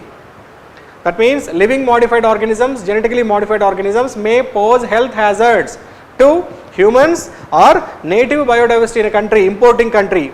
Hence exporter should give complete information about it. Under this protocol it is mandatory. That is the Cartagena Protocol on Biosafety here in general. Yes. So next is what? Nagoya Protocol. Nagoya Protocol talks about what? the equitable sharing of benefits arising out of biodiversity. If you have some benefits arising out of biodiversity in your country, you should share it with all others on the earth. You should be open and receptive to research and sharing of knowledge, whether traditional knowledge or scientific knowledge, to all people on the earth, so that you can share the benefits arising out of biodiversity to all people. Biodiversity belongs to all is the concept. Biodiversity belongs to all. So that is the concept here in general. So that is about the Cartagena and Nagoya protocols here. Benefits arising from the utilization of these resources and traditional knowledge must be shared with all people on the earth. You cannot hide it and get benefits only for yourself. You cannot do it. You should share it. Under this protocol it is mandatory. So this is about Convention on Biological Diversity. Next is CITES. What is CITES here? Convention on International Trade in Endangered Species. Please understand this, that Convention on International Trade, that means if you are selling something, exporting something, a plant or a plant product, animal or animal part across the border, you should follow this. Why? To prevent mass extinction and exploitation of plants and animal species. And CITES convention has certain rules regarding which plants, which animals should not be exported beyond borders. You should follow it. What are they? You know that international rhino horn trade is banned. You cannot sell it to another country. Rhino horn, Rhinoceros unicornis, you cannot trade it legally, hence illegally. Because legally you cannot sell it to anyone, you cannot export it. Next is what? That is tigers. Commercial trade in tigers or tiger body parts is banned. You cannot sell any part of the tiger or tigers, export to another country, you cannot do it. Next is what? Elephant, that is ivory from African elephants is banned because it led to mass killings and mass exploitation of elephants. Thousands of elephants in Africa were killed just for ivory tusk export. Ivory tusks are used in which one? In polishing, in tile manufacturing, in jewelry, in furniture, and in carom board coins, and knife handles, gun, rifle butt. Ivory is used everywhere. In interior decoration also ivory is used. Car part manufacturing ivory is used. Ivory was used extensively across. And if so much usage is there, how many tusks are needed globally and how many elephants need to be killed? Hence, international trade was banned by CITES in general. And then we have painted dogs and pangolins, and the list goes on continuously. CITES talks about what? Convention on International Trade in Endangered Species of Flora and Fauna. So that is one aspect here about CITES. So next is CMS or Bonn Convention. Migratory species of birds and aquatic animals. Many birds come across continents traveling thousands of kilometers and move to different countries during different seasons to escape harsh environmental conditions. Birds from Siberia, many birds come to India for food, for breeding, for mating.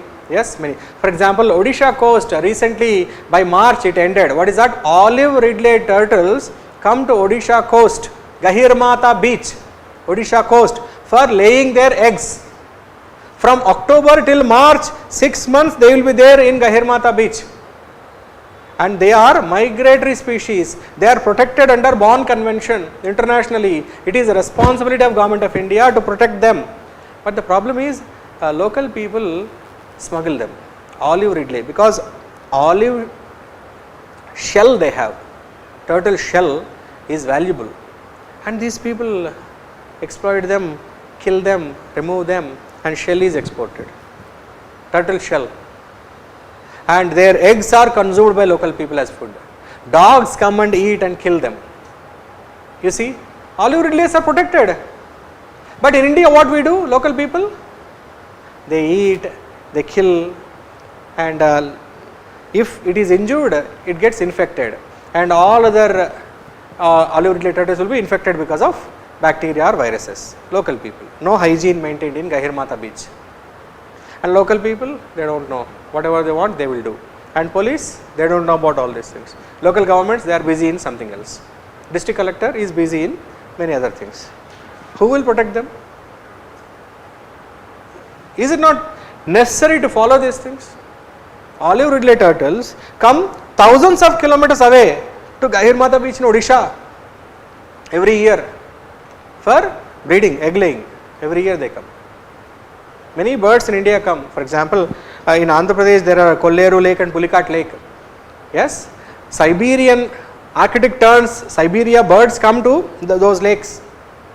During harsh winters there they come here because it is warm here. Now, is it not our responsibility to protect them? They are like our guests. How do we treat our guests? Not in the same way. Yes or no? Yes. Okay.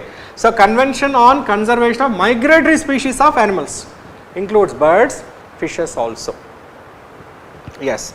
So, India is a signatory. It is also called as Bonn Convention. Yes. So, next, of course, we have all this. Next is Ramsar, and one thing what you have to look at here is what is a wetland. Wetland can be, of course, official definition of wetland if you want to have wetland. What is a wetland here? What is Ramsar wetland? It can be a marshy area, marsh, partially inundated with water. Fen, coastal areas. Peatland. What is peat? Semi-decomposing organic debris which is moist. Peatland, whether natural or artificial, natural water body or human made water body here. Permanent or temporary. Sometimes when it rains, water bodies come. Whenever there is high tide, there will be wetland formed. Yes, seasonal. With water that is static or flowing, whether it is river or stream or a lake or pond, it does not matter. Fresh or brackish or salt. Salt concentration less than 1 parts per thousand, salt concentration less than 5 parts per thousand, salt concentration more than or equal to 35 parts per thousand. Yes, and then including areas of marine water, the depth of which at low tide does not exceed 6 meters. That means oceans are not included under wetlands because the depth should not exceed 6 meters if it is coastal. So, that is a wetland in general, please understand this, that is a wetland according to Ramsar. So, we can have, when is a wetland day? Please understand 2nd February is the World Wetland Day here. Wetlands are more in productivity. Yes. So, what you have to understand is Ramsar sites in India with one addition here. 12th one is added in UP. 12th Ramsar site is added in UP 3 days ago. What is that here? Shekha Jheel. When was it added? You know that 22nd April 2026. 3 days ago it was added. Yes. Shekha Jheel Bird Sanctuary in Aligarh, Uttar Pradesh. 12th Ramsar site in Uttar Pradesh and 99th Ramsar site in India. Which state in India has highest number of Ramsar wetlands in India? Tamil Nadu. Excellent. Yes. Now you can have all these. You see Tamil Nadu 20 wetlands are there in India, which is the highest, and 12 in UP. 12th one is the recent one, 99th Ramsar wetland, 12th in UP. You understand this? So, how many are there in Karnataka? Please understand this. Karnataka, 4 in Karnataka. Of course, Telangana, any wetland is there? That is 0. You have.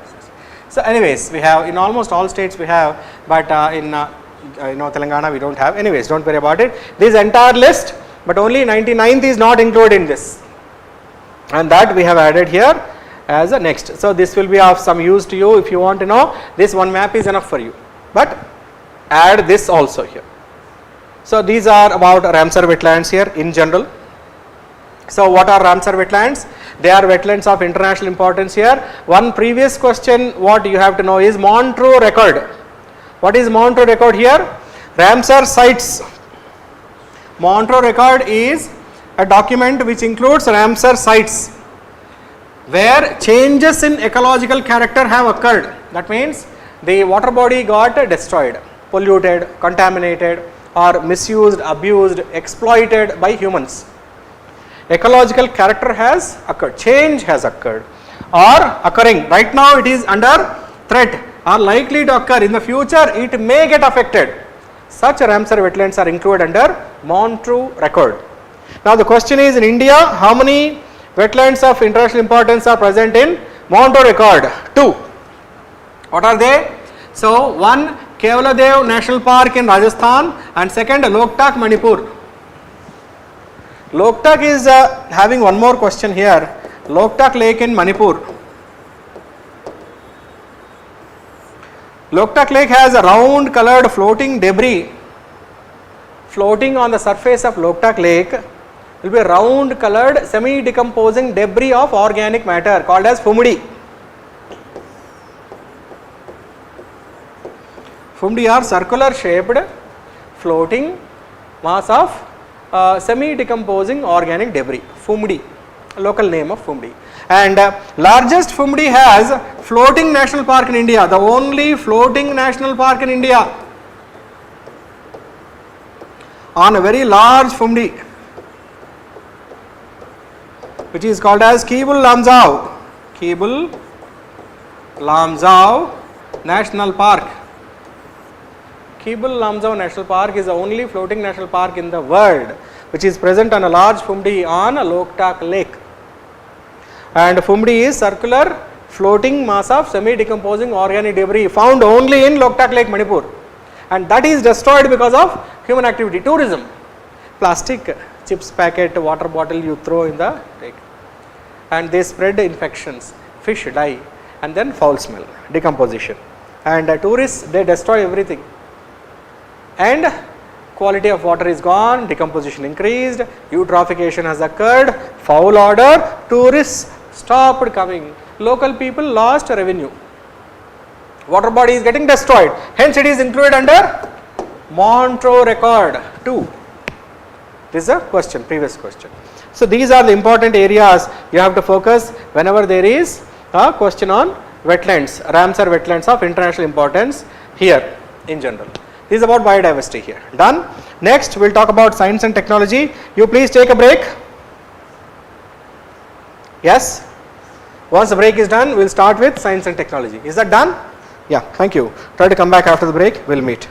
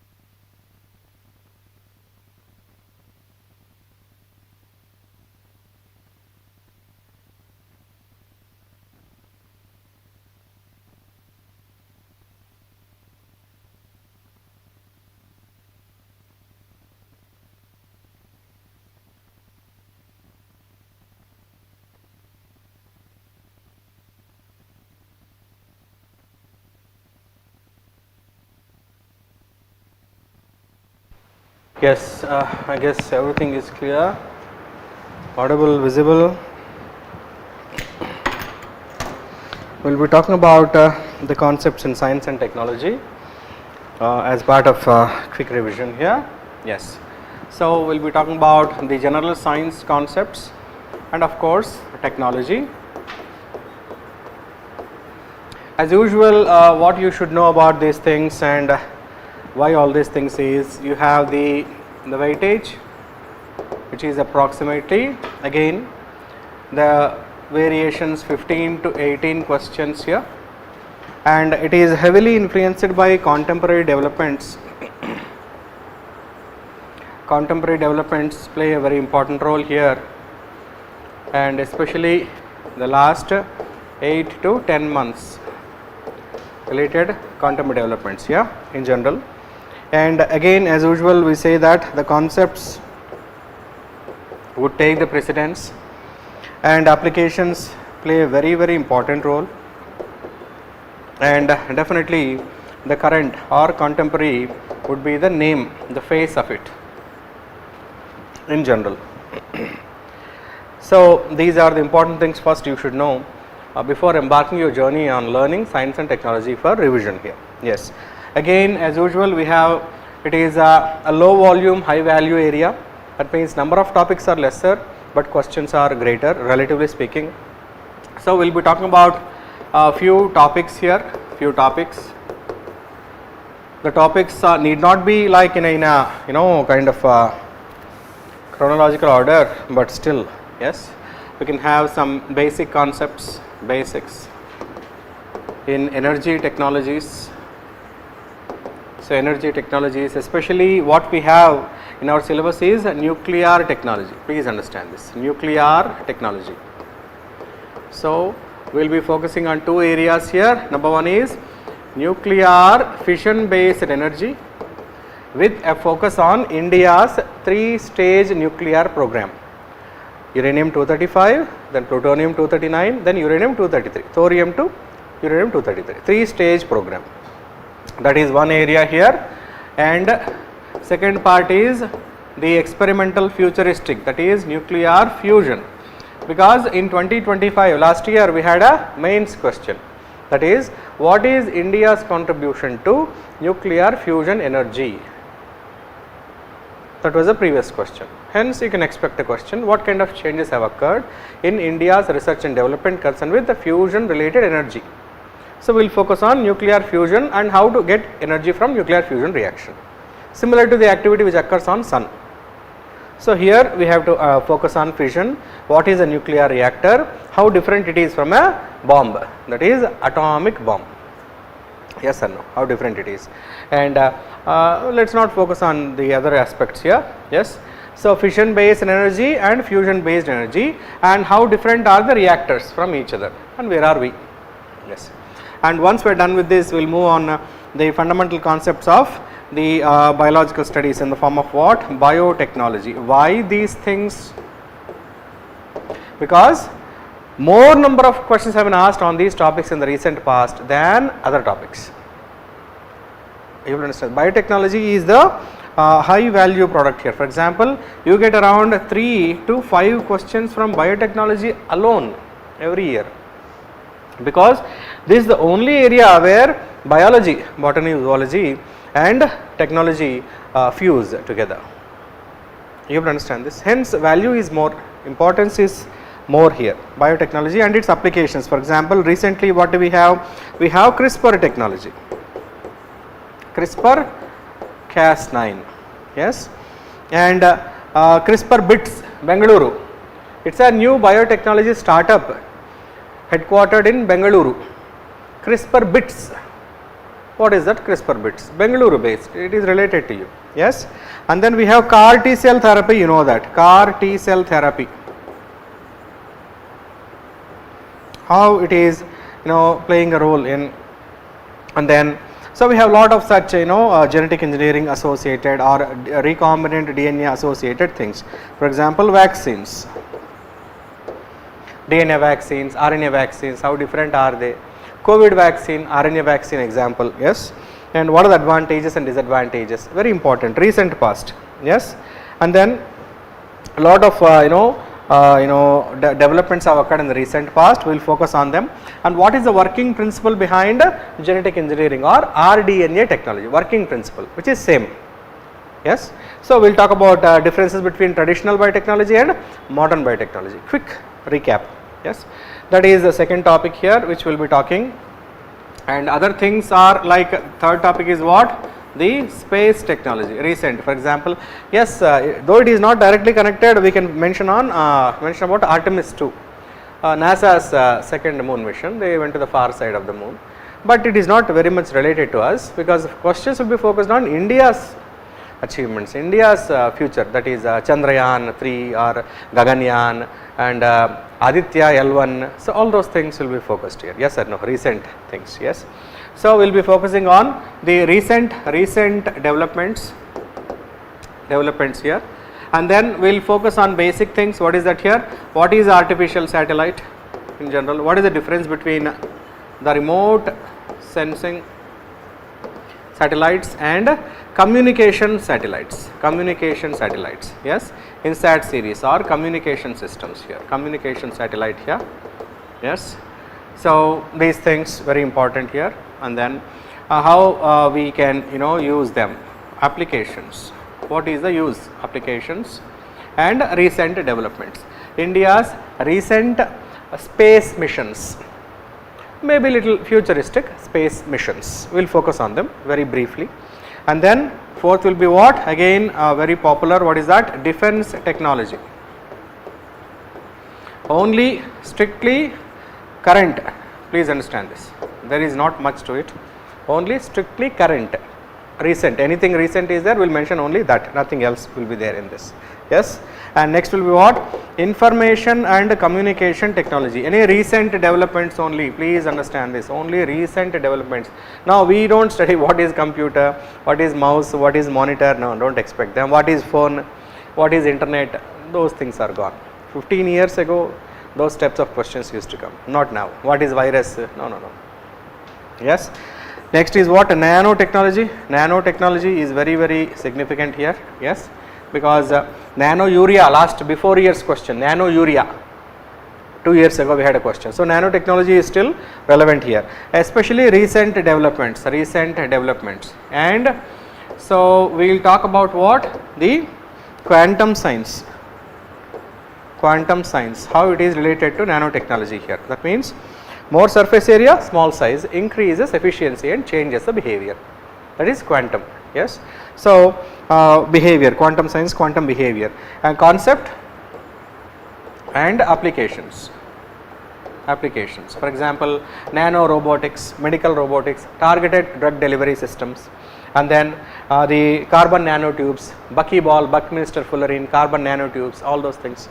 So we will focus on them, nanotechnology. So these are important areas here. If anything is there, we will talk about miscellaneous. Miscellaneous will cover some previous year questions as well. That's all. Done. So that's our idea here. Now let's have a look at something called as what? Nuclear technology or nuclear fission and fusion. Concepts, please understand this, concepts, especially nuclear fission and nuclear fusion. Once we are done with this, we will talk about what? India's 3-stage nuclear program. So India's 3-stage nuclear program focuses on what? First stage is uranium-235 based pressurized heavy water reactor. Now second stage talks about plutonium-239 based second stage reactor energy extraction. Third is thorium-232 transmutated to uranium-233 based reactor energy. So this first stage is using uranium-238, 235 is the main thing here, uranium-235,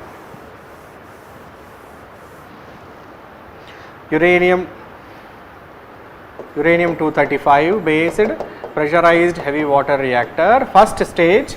Second stage is plutonium-239 based energy extraction. Third stage is thorium transmutated to uranium-233. Third stage. So, India's 3-stage nuclear power program. Okay, fine. Because this is to meet targets, 2047 targets, 1 lakh megawatt of nuclear energy, and 2070 target of what? Net zero.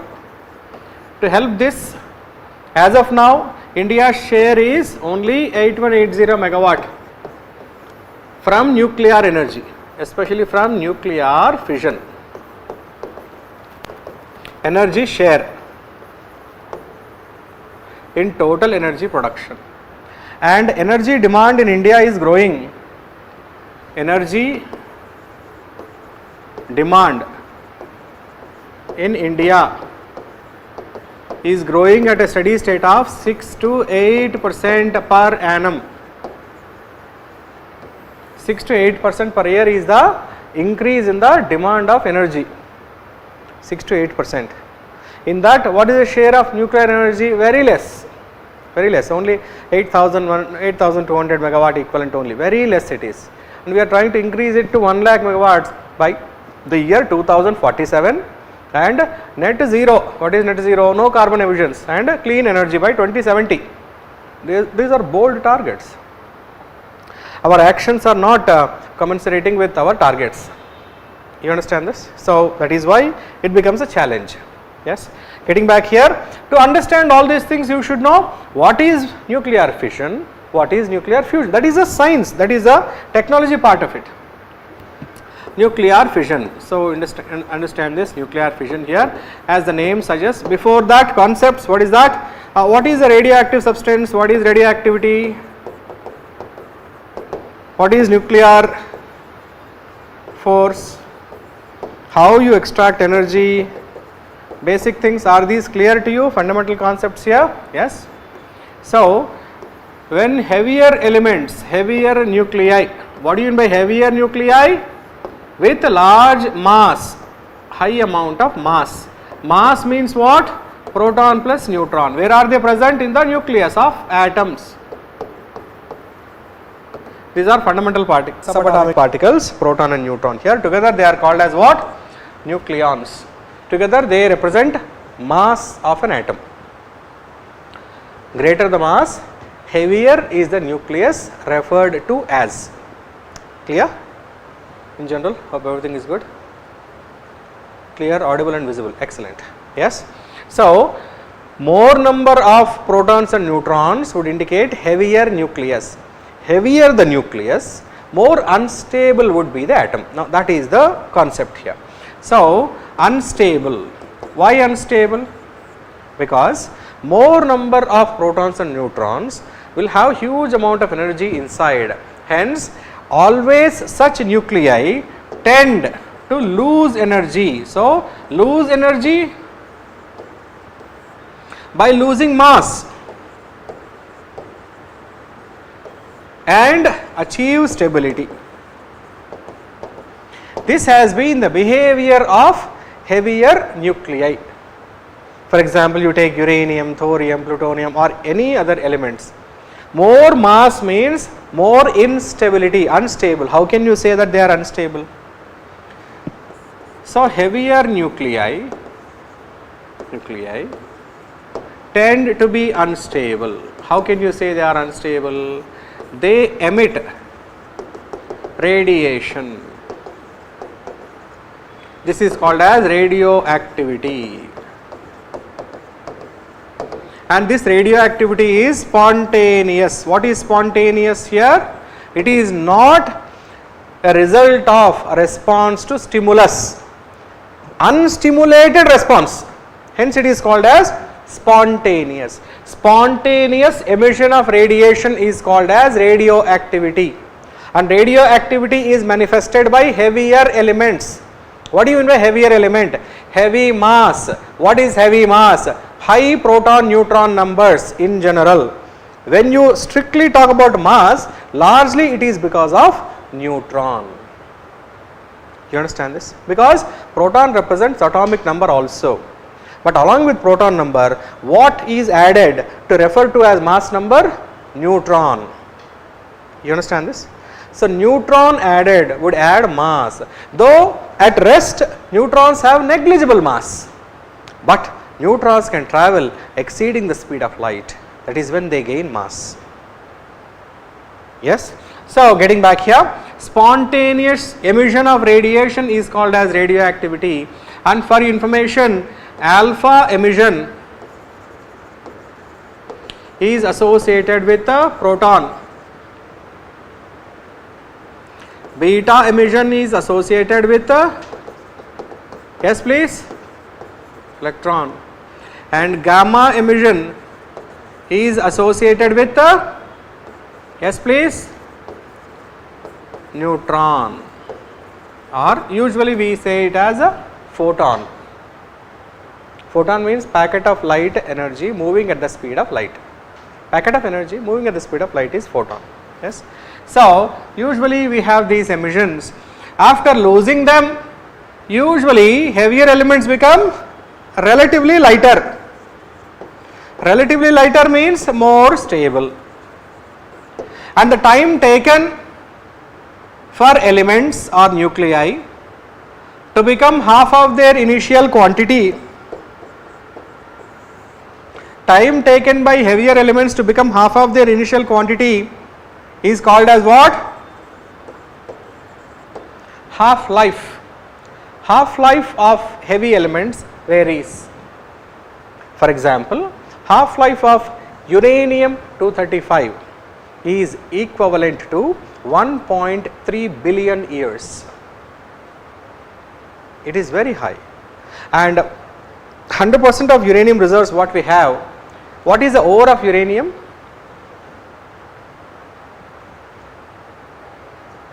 Ore, you know ore, what is ore?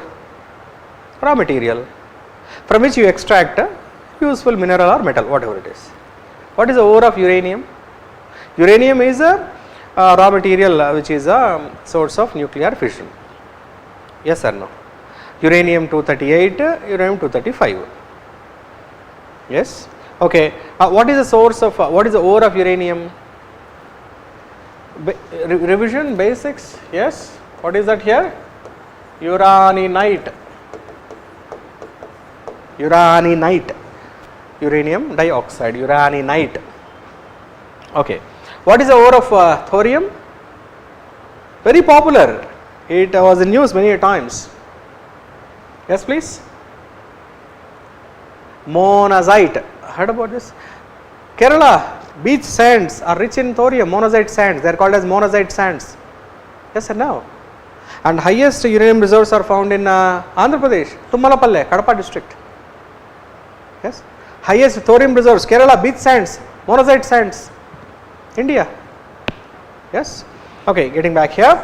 So half-life is a concept of heavy elements which spontaneously keep emitting radiations to become lighter and lighter and lighter, stable and stable and stable, and this time taken is called as half-life. It varies. For example, for radioactive carbon it is only 5630 years, 5630 years, whereas for uranium it is millions of years, billions of years. So 100% of uranium what we have now in the earth's crust as reserves was formed before the formation of earth itself. That is why at the time of formation of earth, uranium reserves were already present on the earth. So they are at least as old as earth or much older than earth. Can you imagine how old the half-life is? Yes. Okay, anyways, getting back here, a spontaneous emission of radiation is the natural property of heavier nuclei to become lighter and stable. In general, that is one element here. Yes. Next is what? The process of a heavier nucleus split into two lighter nuclei, relatively lighter nuclei, with associated release of surplus neutrons and associated release of energy. This heavier nucleus splitting into two lighter nuclei, releasing 3 surplus neutrons and associated energy because of the bombardment by a fast moving neutron. This is the process called as nuclear fission. Please understand this. Primarily in simplest possible terms, what is fission? A relatively heavier nucleus which is unstable is bombarded with a fast neutron. Now what happens? Fast neutron suddenly releases huge amount of energy and splits the nucleus, that is proton and neutron are split. Please remember, proton and neutron inside the nucleus of a radioactive substance have the strongest fundamental force in the universe called as nuclear force. That force which binds proton and neutron is very strong, strongest fundamental force in the universe. In the universe, please understand this, in the known universe of course. Now imagine if you are splitting this, separating proton and neutron, how much energy will be released? Huge amount of energy will be released, because you are breaking very strong fundamental force. The energy associated will be very much high. If not controlled, would result in huge amount of energy. Uncontrolled energy results in what? Explosion. You understand? That happens in a bomb. Okay. So the intention is using a fast neutron to separate proton neutron inside heavy nucleus, resulting in the formation of two lighter nuclei, cumulative mass of which will be lesser than the parent nucleus, indicating net loss of surplus neutrons. Okay, what will happen with these surplus neutrons? These surplus neutrons will move at speed exceeding the speed of light and bombard with neighboring heavy nuclei. You understand this? Now what happens is, you have a uranium-235 nucleus, and which is heavy. You bombarded it with one fast moving neutron. This results in barium krypton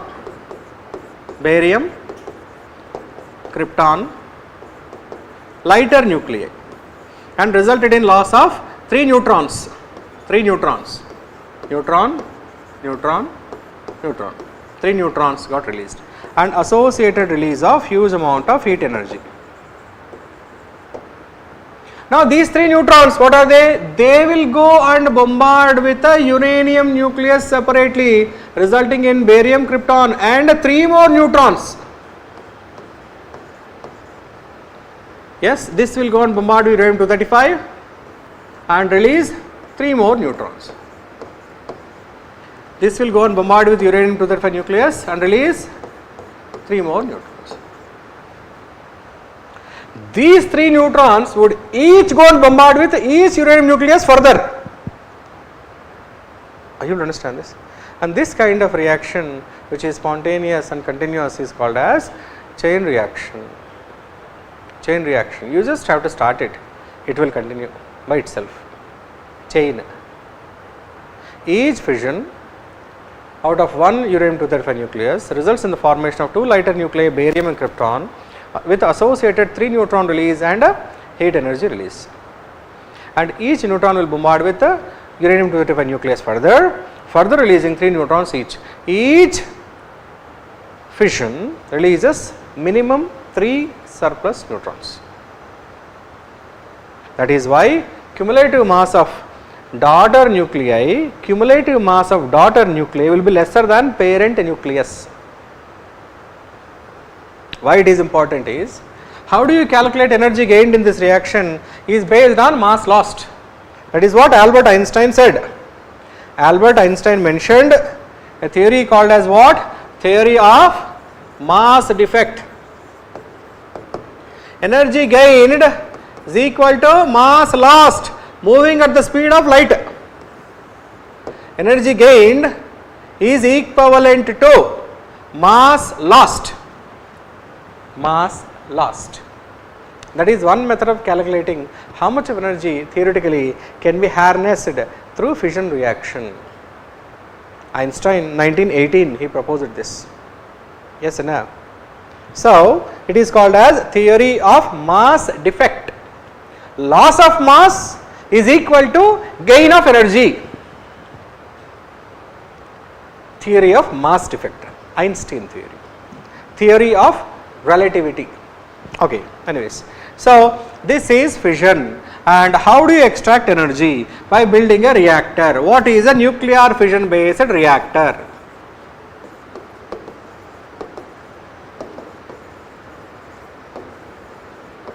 Or simply called as nuclear reactor. Reactor is a structure within which fission occurs in a controlled manner. Now how do you control? If it is a chain reaction, how do you control and what should you control? You understand this? So we have to understand the construction of a nuclear fission based reactor with various structures with specific functions. Okay, we have fuel. Uranium 235. Okay, we have fuel. Yes, and then we need a one fast moving neutron. Yes, and then we have to have the surplus neutrons absorbed so that you can control chain reaction, and fast neutrons, because the surplus neutrons move fast.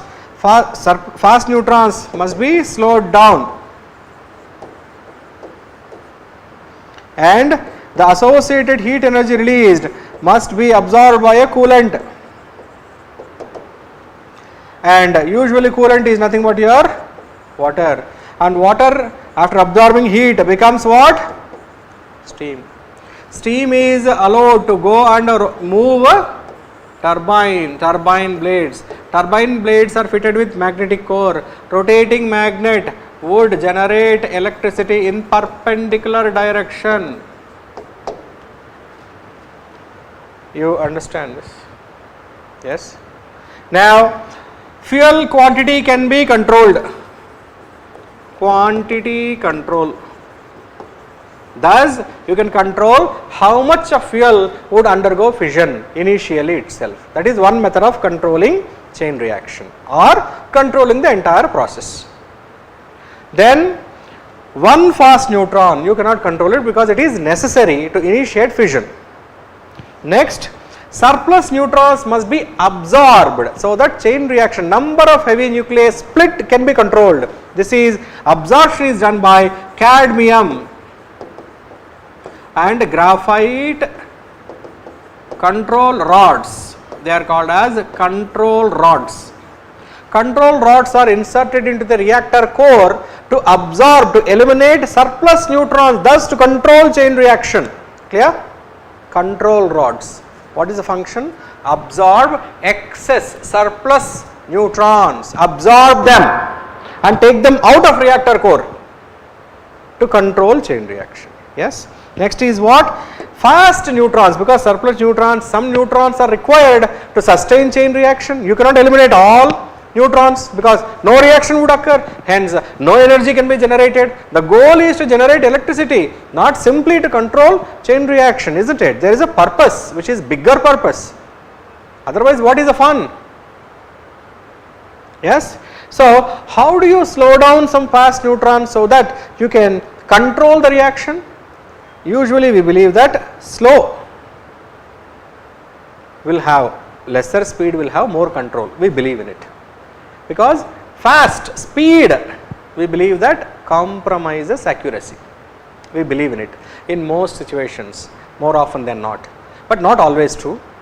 You understand this? Not always true, but in most of the situations we believe that speed would lose control. Slow means control. You see vehicles also on the road, you must have driven or ridden scooters or bikes or cars, yes or no? Slow means you will have more control. Fast means sometimes for some things you may not have control here, yes. So, fast neutrons must be slowed down. To slow down fast neutrons, we use moderator. Moderator is like a speed breaker. You see, Bangalore is famous for speed breakers. You blink an eye and you will have a speed breaker in front of you, yes or no, on the road. Some are official, some are unofficial, some are unwanted, some are wanted. Every household will have their own speed breaker on the road, yes or no. Bangalore is city of speed breakers. So moderator is what? Usually we use heavy water. What is heavy water? Water which is heavy, is it? Yes?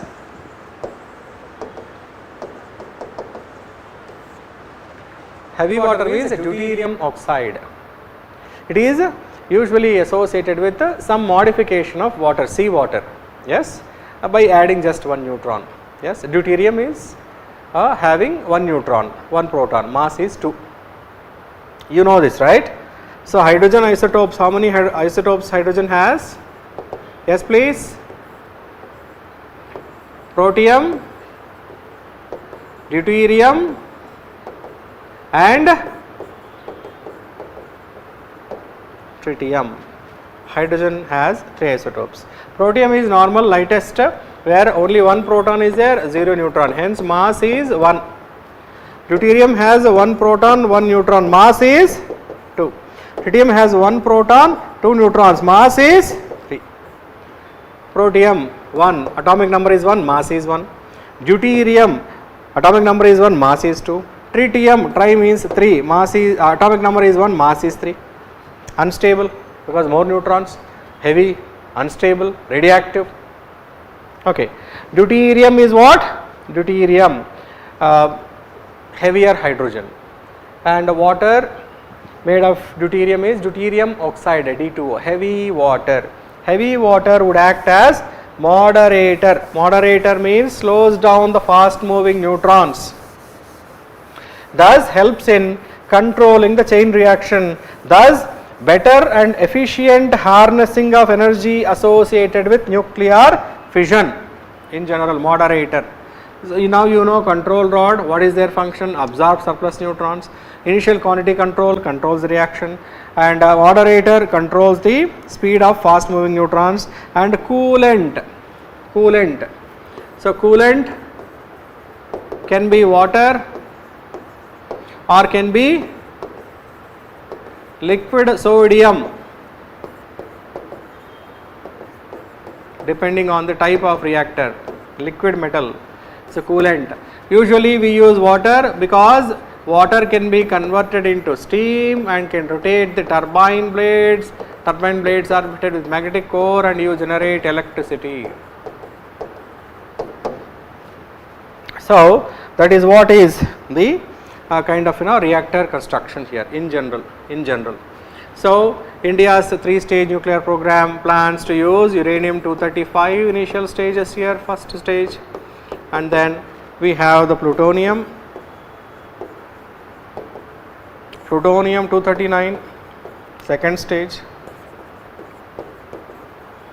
and third stage is uranium-233, which is a modified transmutated version of thorium-232 is transmuted into uranium-233, and this is third stage.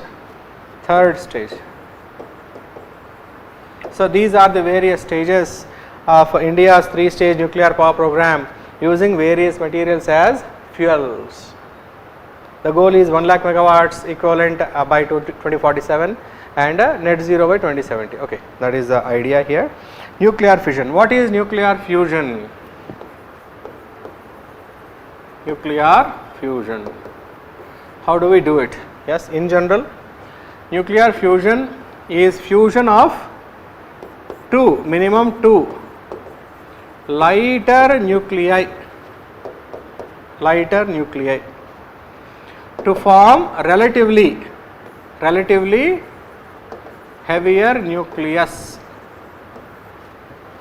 to form one relatively heavier nucleus. Relatively means heavier than parent nucleus, yes, and harness associated neutron release and associated with energy release. So that is the idea, brief idea.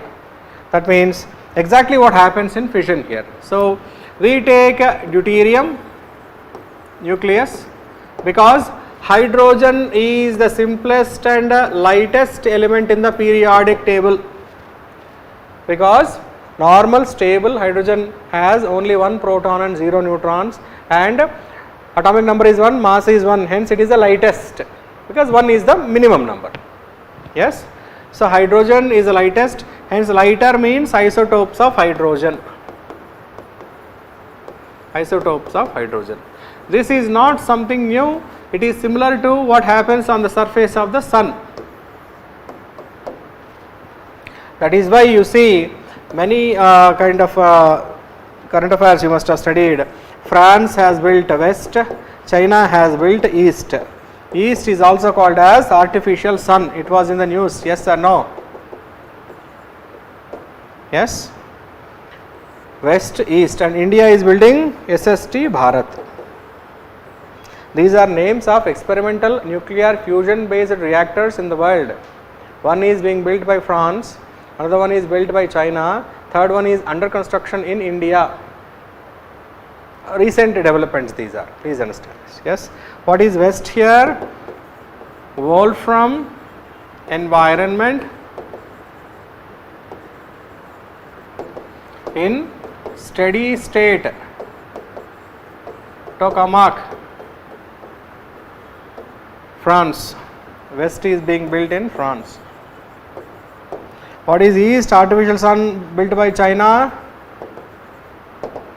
experimental, advanced, superconducting, tokamak. Now what is SSTB? Steady state, superconducting, tokamak, Bharat, SSTB. Whereas these two are under construction, but SSTB will complete in 2060 year. Well, we have a long way to go.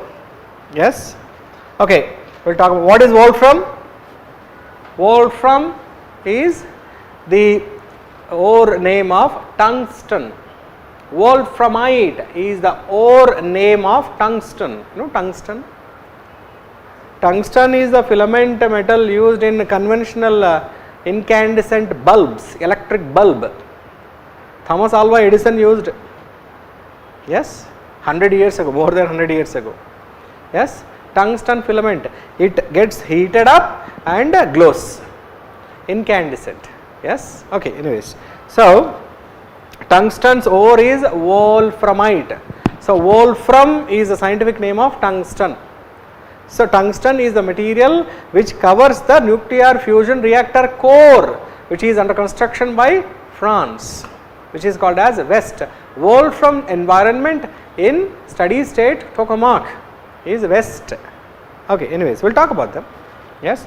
So what we are looking at here is the technicalities of nuclear fusion. Nuclear fusion. Nuclear fusion theoretically, technically is fusion of deuterium, nucleus and tritium nucleus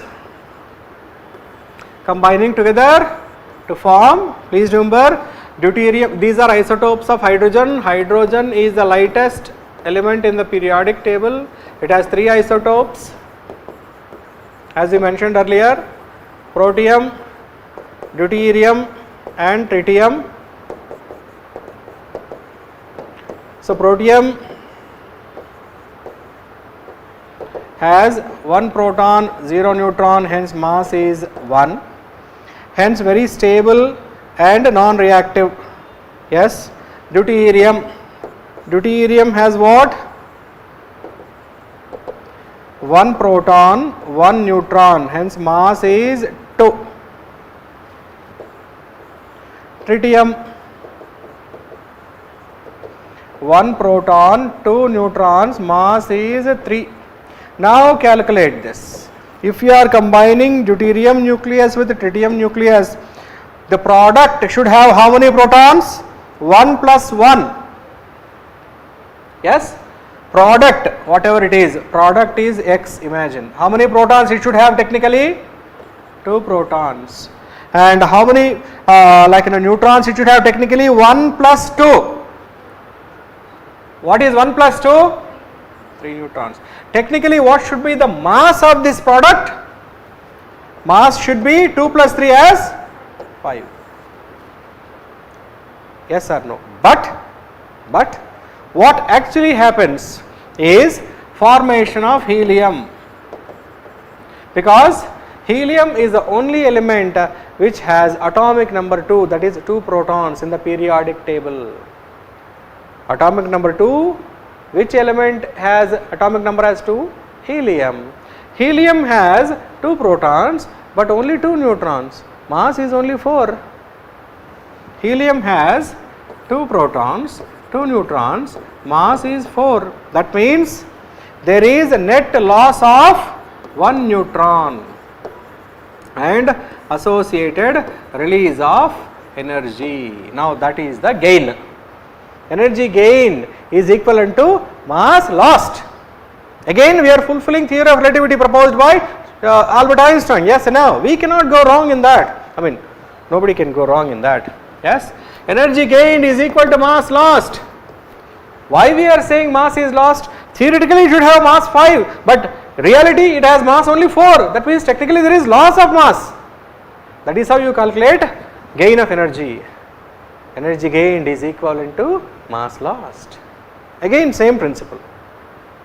You understand this? That is how it is.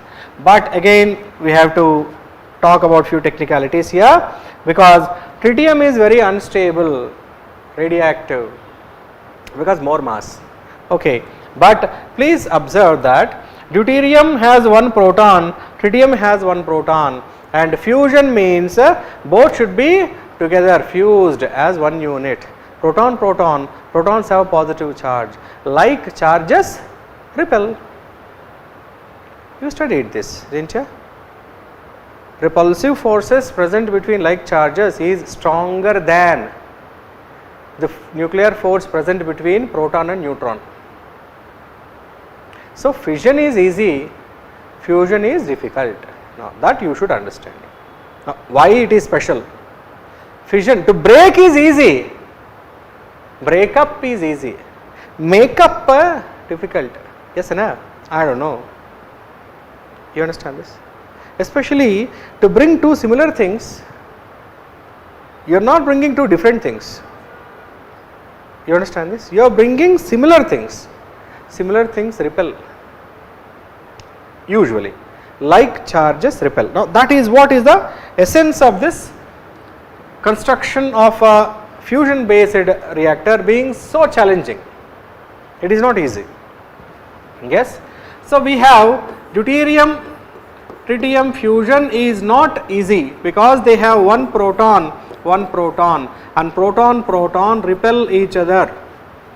Very difficult to overcome the repulsive force of proton. Now these are positively charged, protons are positively charged, electrically charged. Now electrical charge, yes or no? So repulsive force is very strong here. How do you overcome repulsive force? Please remember that you have to maintain very high temperature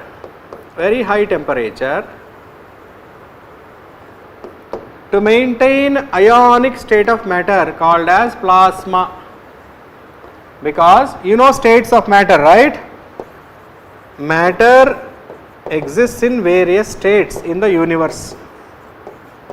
Usually how many states of matter do we know? Solid, liquid and gaseous.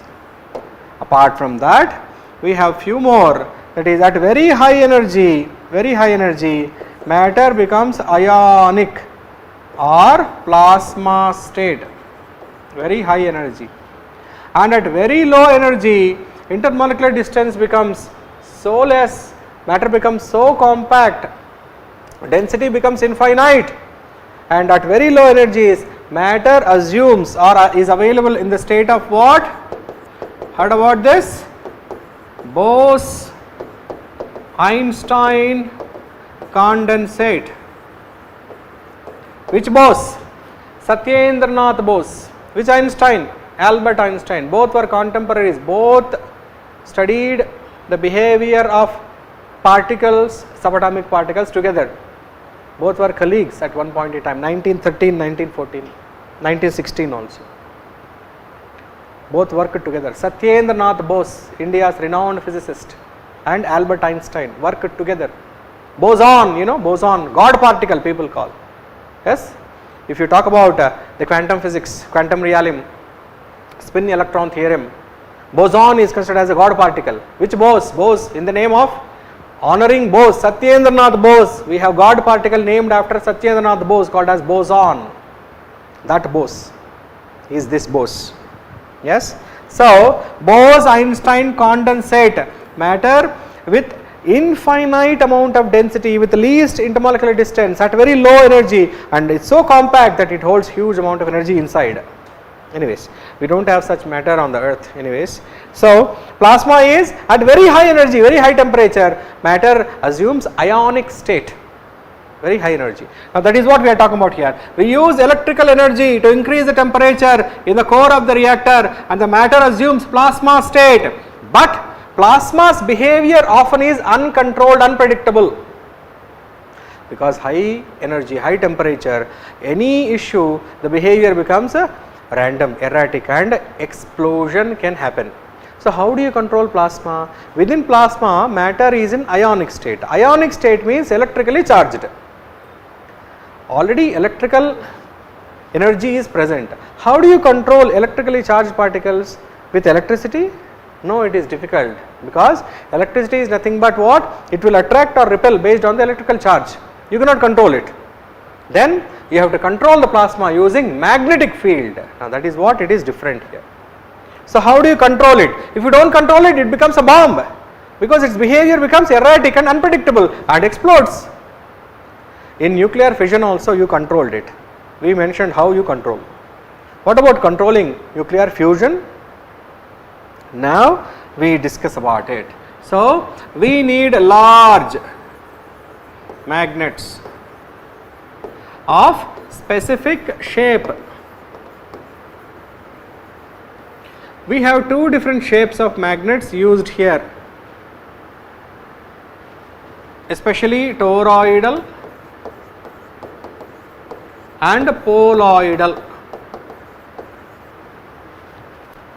Toroidal means horizontal, poloidal means vertical. Just imagine, remember the shape. I will show the pictures tomorrow. Yes. Toroidal means like a donut. Donut is there, round, horizontal round with a central cavity. You understand this? That is toroidal. Poloidal means, you understand this? Poloidal. Toroidal means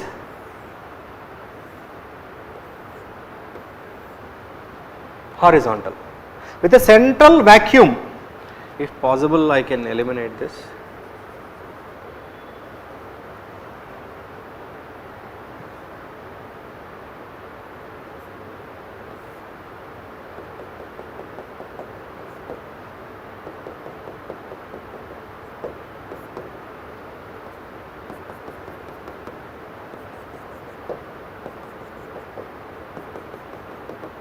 There is a central vacuum.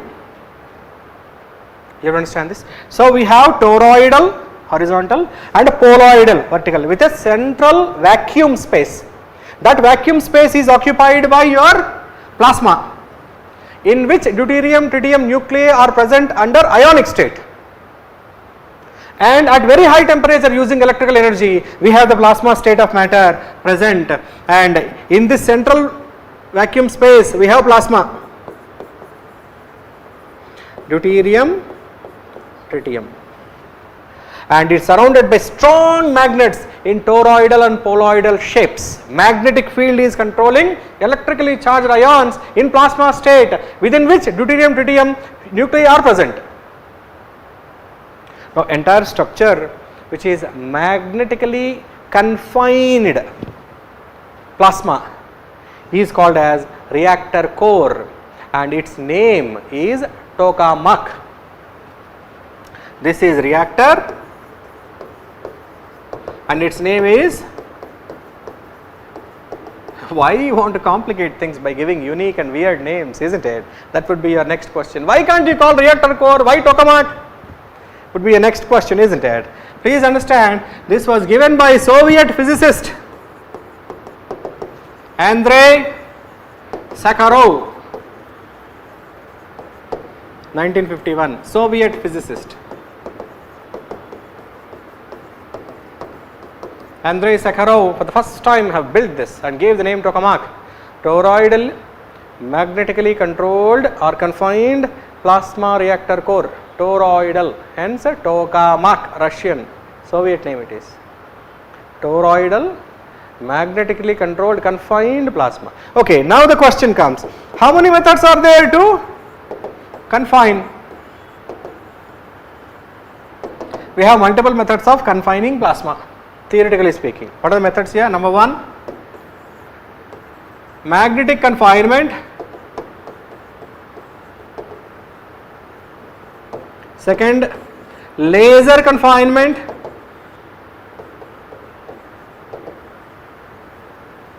Third, gravitational confinement.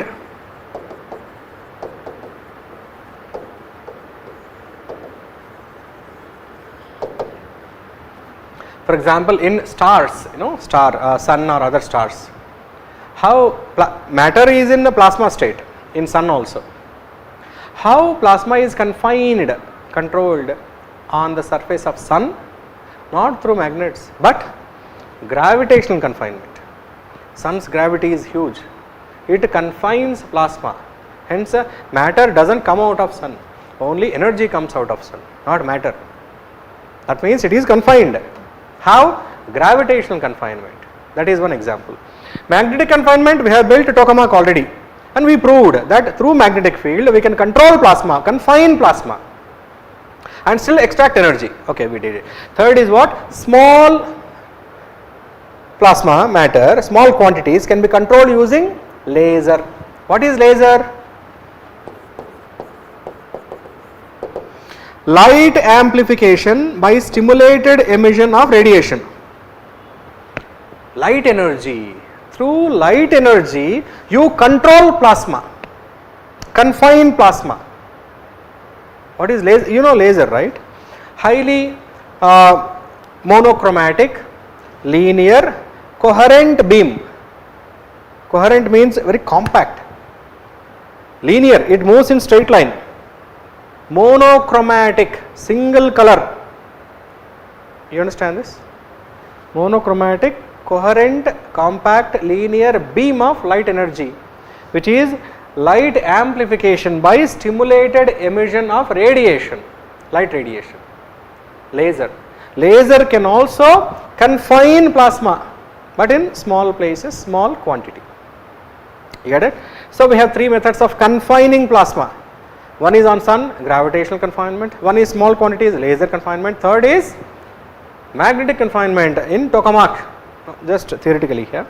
So what is that? Andrei Sakharov for the first time coined and used the term in the construction of a tokamak, 1951. You can imagine. Yes? Getting back here. Okay, now we have toroidal magnet, poloidal magnet. In the center vacuum space we have plasma. You understand this? And the heat energy is prevented from escaping using cryostat. So cryostat, okay, we will talk about that. So that kind of reactor is under construction in a place called as Calderache. It is located in southern France. It is called as ITER. What is ITER? In Greek, Latin and French words, ITER means the way. But ITER is an acronym here, international, because many countries are participating in this experimental reactor construction, including India. International Thermonuclear Experimental Reactor. ITER, ITER. It is under construction nuclear fusion based reactor in Calderache, southern France, under construction. The construction will get completed by 2033. It is still under construction. By 2033 it will be ready. Now you have learned quite a few things about these things here. Yes. Next few things will be, is it really useful, profitable? How do we extract energy from it? And what is India's contribution and India's role in it? Two things you have to learn. Please understand that, as we said, deuterium tritium fusion resulting in the formation of helium. That is what we studied till now. Yes or no? And technically deuterium tritium result in helium with a net loss of 1 neutron and associated loss of energy. So this is under plasma, and to have plasma, how much temperature you should have? At least 1 lakh degrees Celsius to 1 million degrees Celsius. To maintain plasma, depending on the time, from 1 lakh degrees to 1 million degrees Celsius, you have to increase the temperature. Can you imagine 1 lakh degrees? What you are talking about? Temperature in Bangalore is 34 to 37 degrees. You are sweating, AC and all you are doing, 34, 37 degrees. 1 lakh degrees. Your ACs make such a noise to maintain just 24 degrees Celsius temperature. Yes or no? And refrigerator to maintain some 5 degrees, 10 degrees, it consumes so much power. 1 lakh degrees Celsius to 1 million degrees Celsius. Can you imagine how much of electricity will be consumed? How much of energy is required? Then if construction of a reactor itself consumes so much electricity or energy, how much are you generating? Is it profitable? Is it meaningful? Would be the question at the end of it, isn't it? If your output energy is greater than input energy, then it is business, it is a deal. You get the point here? If output is lesser than input, that's a loss. There is no point in doing that business, yes or no? You get the point here? That is where technicalities come into picture here. So you have to use a 50 megawatt equivalent of electrical energy for 20 minutes, maintaining this temperature of 1 lakh degrees Celsius to start plasma environment. You need to spend 50 megawatt equivalent of energy, electrical energy, for 20 minutes. And once it reaches criticality, the amount of energy harnessed can be used to generate electricity worth 500 megawatts. In how much time? 20 minutes. This is by far the fastest, most abundant, safest, most profitable method of generating electricity. In 20 minutes, how much energy did you get? Net energy gain is what? Net energy gain is 450 megawatt equivalent in 20 minutes. In 20 minutes, 450 megawatts is very high. So imagine time. Not 1 year, it is 20 minutes. Not 1 month, it is 20 minutes. Not 1 day, it is 20 minutes. Not 1 hour, it is 20 minutes. In 20 minutes, net energy gain is 450 megawatts. Imagine if you run this for 1 day, energy output is much higher than energy input. That is the benefit, that is the advantage of this. Then there comes a concept called as Q value. Q value indicating that the higher output energy when compared with the input energy. How much should be the Q value minimum to say that the process is profitable? Minimum. Q value should be minimum 1, indicating that output is higher than input. Q value should be minimum 1. That is a minimum number, isn't it? Q value should be minimum 1. The target of Q value here in ITER in Calderache, southern France is minimum 10. Target to achieve 10, that is when experiment is supposed to be successful. It is still under experimental stages. They are improvising it, they are learning. How to improvise it? By studying, failing, studying, failing, doing experiment, failing, learning. Learning is more important here. Failing is not. Through failure, if you are learning, failure is good. You understand this? Because failure teaches more than whatever other things are. Okay, getting back here. So, you get the point here. This energy is used, again same principle here, same principle, please understand. This energy is used conventional. What is that? Boil water, produce steam, and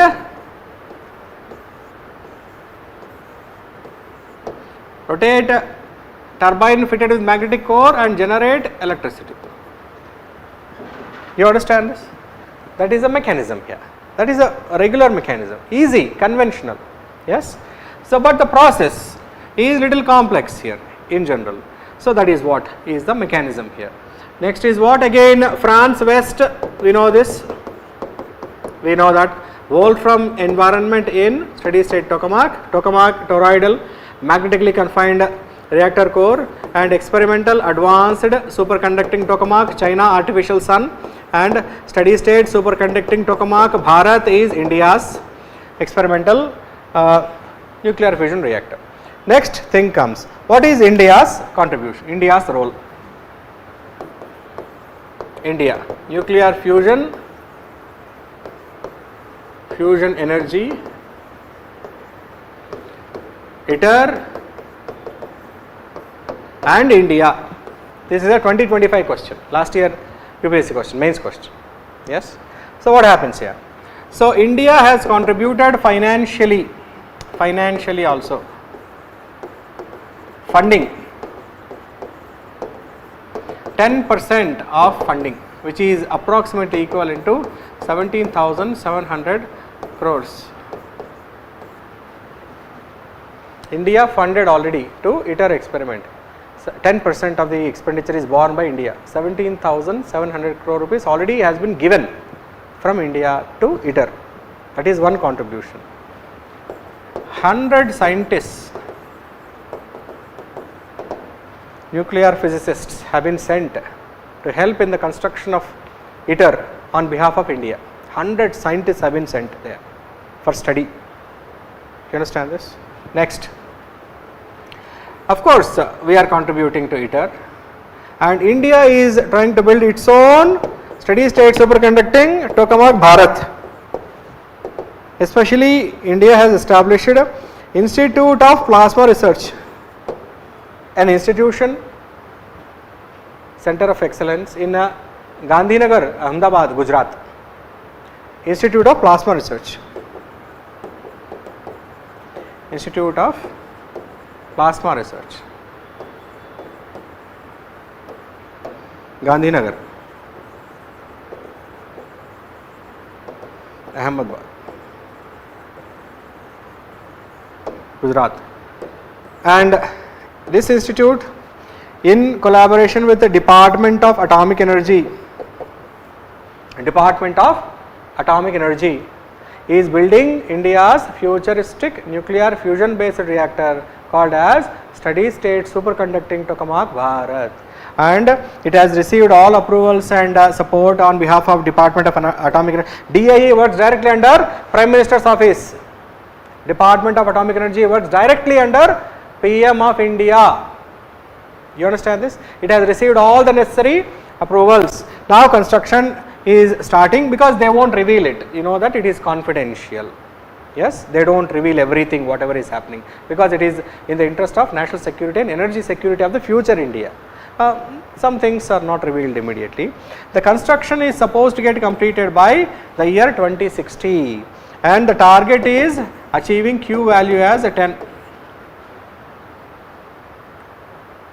You will understand this.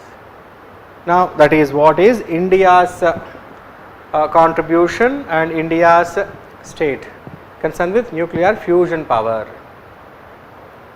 I will understand this. So these are some things concerned with your nuclear fission and nuclear fusion, the technological aspects of it, and some recent developments. Done with it? And fission, yes, we will give you where nuclear fission based reactors are located in India. We will give you map, PDF, Regarding previous topics, I have forwarded the materials already. They will give printouts to you, notes, PDF. Regarding this, I will show you the map. Where are the nuclear fission based reactors present in India? Kaiga, Kakrapar, and then Kalpakam or whatever, Kudankulam and Rawat Bhata and all these things. Yes, we have all those things on the map. We will show you the picture. Reactors are clear. You understand this? So facts are clear to you. We will move on to the next topic, that is biotech or biotechnology. So what is biotechnology for all the practical purposes here? Please remember, biotechnology has two components here. Number one is traditional biotechnology and second one is modern biotechnology here. Traditional biotechnology talks about fermentation and associated products, producing them on industrial scale. Modern biotechnology relies on genetic engineering,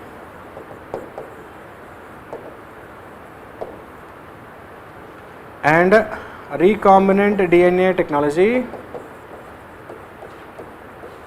with deliberate manipulation of genetic material of plants and animals. Now, what is biotechnology here? So, biotechnology is science that deals with living organisms,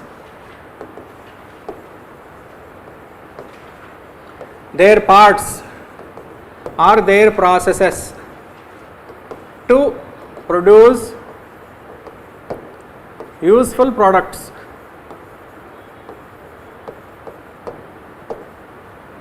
So, using living organisms, their parts or their processes to produce useful products on large scale is called as biotechnology. Biotechnology is not something which is new. 6,000 years ago itself, Chinese people, civilization, they made fermented tea. Yes, thousands of years ago, many ancient civilizations, they produced fermented beverages like Soma and Sura, you must have heard about in India. Alcoholic fermented beverages, not alcoholic directly but fermented. Alcohol is a byproduct. Yes, and dough, bread has been made thousands of years ago in the Western civilizations using fermentation, and milk and curd were used as fermented products thousands of years ago. So, fermentation is not something new, but naming it and scaling it up is something new. Please understand this. Yes. So, what is fermentation? As we mentioned earlier, so fermentation product or fermentation process is nothing but anaerobic yeast or fungi based process. So, wherein organic substances are transformed using enzymes present in fungi or yeast and to release ethyl alcohol and little bit of carbon dioxide, very little bit of water and very little bit of energy. So, this process is largely fermentation process usually. So, in this process we grow yeast and we can grow fungi, various fungi. You understand this? It is called as culture. Culture means growth of microorganisms in a controlled environment. Yes. So, fermentation products can convert many things into many other things. For example, milk can be converted into yogurt. So, grape juice can be converted into wine or many alcoholic beverages because ethyl alcohol is there, or dough can be converted into bread. So, we can have this used for many purposes. These are domestic purposes, many people can use all these things in their households regular basis here. Yes. Apart from this, we can also produce certain antibiotics on industrial scale. For example, if the fungus which grows on this organic material is Penicillium chrysogenum. So, by growing penicillium crassugenium more on the organic material, you can produce more penicillin in limited time. So if you this fungus Penicillium crassugenium can grow in large quantities and it will release lot of penicillin. You can extract penicillin and purify it, crystallize, that is freeze, dry it and distribute across. So fermentation can produce antibiotics in large scale. You will understand this. So this is one simple example how traditional biotechnology can be of some use to us in general. Now the question is about what? Modern biotechnology.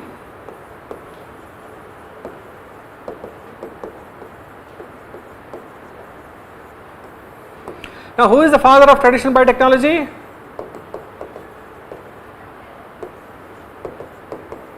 Yes, please.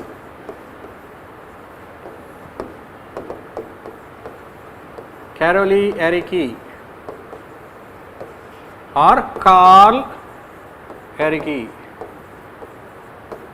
traditional biotechnology. And who is the father of modern biotechnology? Because he studied the structure of rDNA, and because of which he received what? Nobel in Paul Berg received Nobel in 1980 in chemistry for studying the structure, chemical structure, molecular structure of recombinant DNA in bacteria, especially using CRISPR-Cas9, CRISPR-like chemical, not exactly that. Yes, CRISPR is the fragment of DNA, clustered, regular interspaced, short palindromic repeat DNA, fragment of DNA, which works against a virus produced by bacteria. That was studied by Paul Berg, and for which in 1980 he received a Nobel in chemistry. Chemical structure of rDNA was studied, hence he received Nobel in chemistry. Yes, Paul Berg, hence he is considered as father of modern biotechnology. In a sense, again, CRISPR technology, father of CRISPR technology, which is trending now for UPSC also. Yes and no, CRISPR-Cas9. Yes. So what is this genetic engineering or modern biotechnology here? So it is also called as genetic engineering or rDNA technology or recombinant DNA technology. So what happens here? Deliberate manipulation of genetic material to alter the properties of certain living organisms to produce useful products. Deliberate manipulation of genetic material in living organisms to produce desirable products, or deliberate manipulation of genetic material and introducing modified genetic material into target organisms to change the behavior of target organisms. So the working principle remains same. Please understand some terms here. So some terms: genetic material means DNA or RNA. For most of the practical purposes, principal genetic material in most of the organisms is DNA, deoxyribonucleic acid. RNA is a subordinate genetic material. Very few organisms have RNA as their principal genetic material. Some RNA viruses, only some RNA viruses have RNA as their principal or chief genetic material. Otherwise, including bacteria till Homo sapiens sapiens, all organisms have DNA as their principal genetic material. Main important genetic material is DNA. And you know the structure of DNA, yes and no? Yes. So what is structure of DNA? Deoxyribose sugar, double stranded, paired with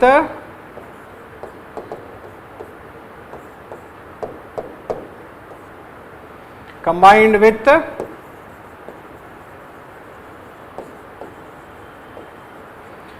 put together called as and multiple nucleotides repeating next to each other, polynucleotide becomes DNA. Simple. 2 strands, spiral, anti-parallel to each other. Get it? Complementary. Nitrogen bases. If A is there, adenine, it pairs with only thymine in DNA with 2 hydrogen bonds. If guanine is there on one side, it pairs only with cytosine with 3 hydrogen bonds. No mistake whatsoever. Complementary. That means A always pairs with T or T always pairs with A. No mistake. And complementary, G always pairs with C or C always pairs with G. No mistake whatsoever. Adenine, guanine are called as purines and thymine, cytosine are called as pyrimidines. Don't worry about it, it's okay. Even if you don't know, it's okay. You get it? Okay, done. So, some terms, genetic material is this: central dogma, replication, transcription, translation. Some terms. What is replication? One DNA produces identical DNA. Replication. Photocopy. Xerox, Xerox. Something like that. Transcription. DNA produces RNA called as messenger RNA. mRNA called as transcription. RNA results in protein synthesis. The process is called as translation. Translation follows a code present on mRNA called as codon. We will talk about that. Yes. So, all these processes which govern the structural and functional aspects of all living organisms. Hence, it is called as central dogma of life. If you understand this, you can understand most organisms in general, structurally and functionally, why they are like that, whether normal or not in general. Okay, getting back here, some terms. Another term is what? Genome. All the genetic material, all the genes present in a living organism is called as genome. Genome means all the genes present in a living organism. Genome.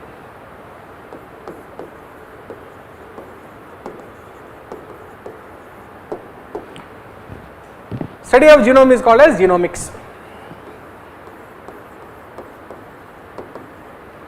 Similarly, transcriptome. All the RNA present in a living organism.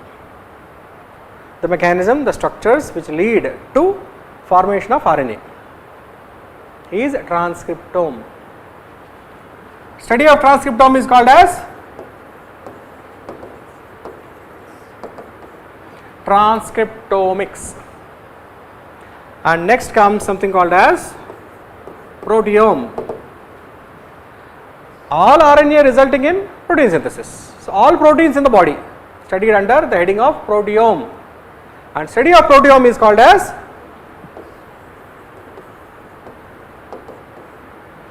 proteomics. If they are simple, keep them simple. Done? Getting back. Next terminology is something about bacteria. But before that, let me talk something about it. Usually, where is DNA present? Usually, DNA is present in a nucleus. Extranuclear DNA is present in plant and animal cells. In plant cells, in plastids and mitochondria, and in animal cells, because animal cells don't have plastids, hence only in mitochondria. DNA is present in nucleus in the form of what? During or before cell division, it is present in the form of what? How many chromosomes human cells have? First 22 pairs are called as Somatic chromosomes, also called as autosomes. Somatic chromosomes. And last 23rd pair is called as allosome, also called as sex chromosome. Sex chromosomes. How many types of sex chromosomes are present? XY, XX. If it is XY, it is a male. If it is XX, it is a female. So, you are not male or female based on the dress you wear, based on the length of your hair, based on the way you talk, or based on your social construct. But every cell of your body says who you are. That is biological identity of a person. Do you understand this? You are what you are from inside, not from outside, because outside can be changed anytime. Do you understand this? Biological identity is or cannot be tampered with. You cannot change it. You are what you are from inside, and that is permanent. Every cell of your body has it. You cannot change it. You get it? But outside things are different. Yes or no? That is only for other purposes. Identity is only one, chromosomal identity. You understand this? So, female, male. But social construct, gender and all are based on other grounds, not based on biological aspects. Hence, they are trivial. They can be changed. You understand this? A British Captain Sleeman, I think, Captain Sleeman, who was in charge of the a small battalion of army which fought in Gwalior, which killed Manikarnika, Rani Jhansi, Jhansi Lakshmi. And that captain says one sentence. She is the only fighter who fought like a man in India with British till now. Man. You understand this? So, that sentence will help you understand on what basis do you construct an identity of a person, based on which ground or what grounds. Fought like a man. Manikarnika becomes Lakshmi Bai of Jhansi, Rani, Jhansi ki Rani. Yes, her skills, her courage, her valor, gallantry, and the skill in fighting, and the way she faced an enemy are different. So, based on that, opponent constructed one new identity to her. Yes, sir. Hence, on what grounds people construct your identity is different and based on their own perspective, not who you are. You are not what others think you are.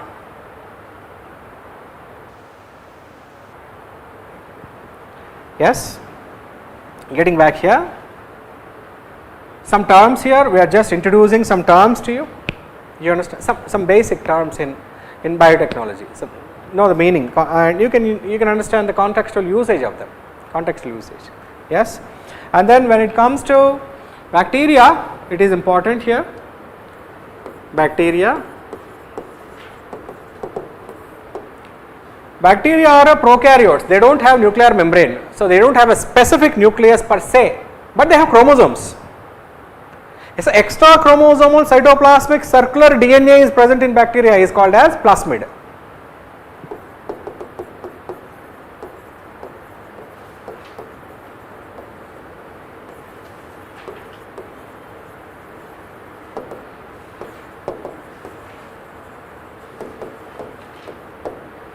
Present in bacterial cytoplasm, outside chromosomes, suspended in the cytoplasm, circular DNA molecule which is called as plasmid.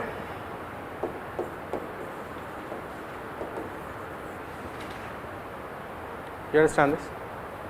Now, why it is important? Why are we talking about it?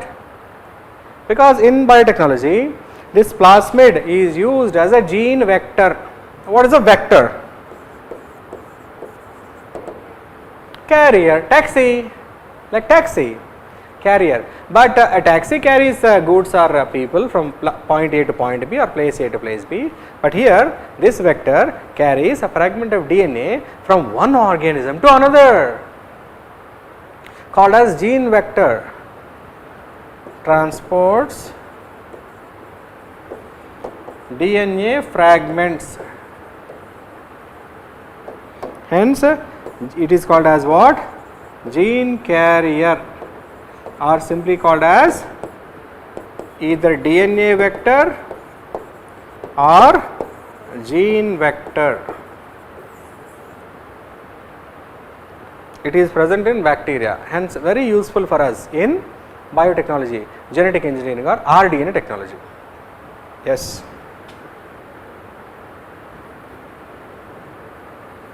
Now the core working principle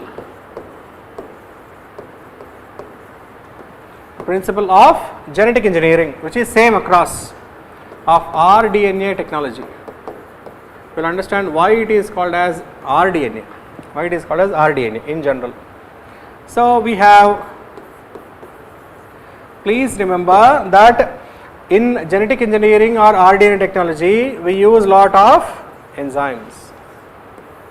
Enzymes are essentially proteins and they end with a suffix called as ase. Remember this, these don't change. You understand this? Any enzyme, usually how do you identify them? They end with a suffix name called as ase. For example, salivary amylase, protease, you understand, lipase, you have in your body, isn't it?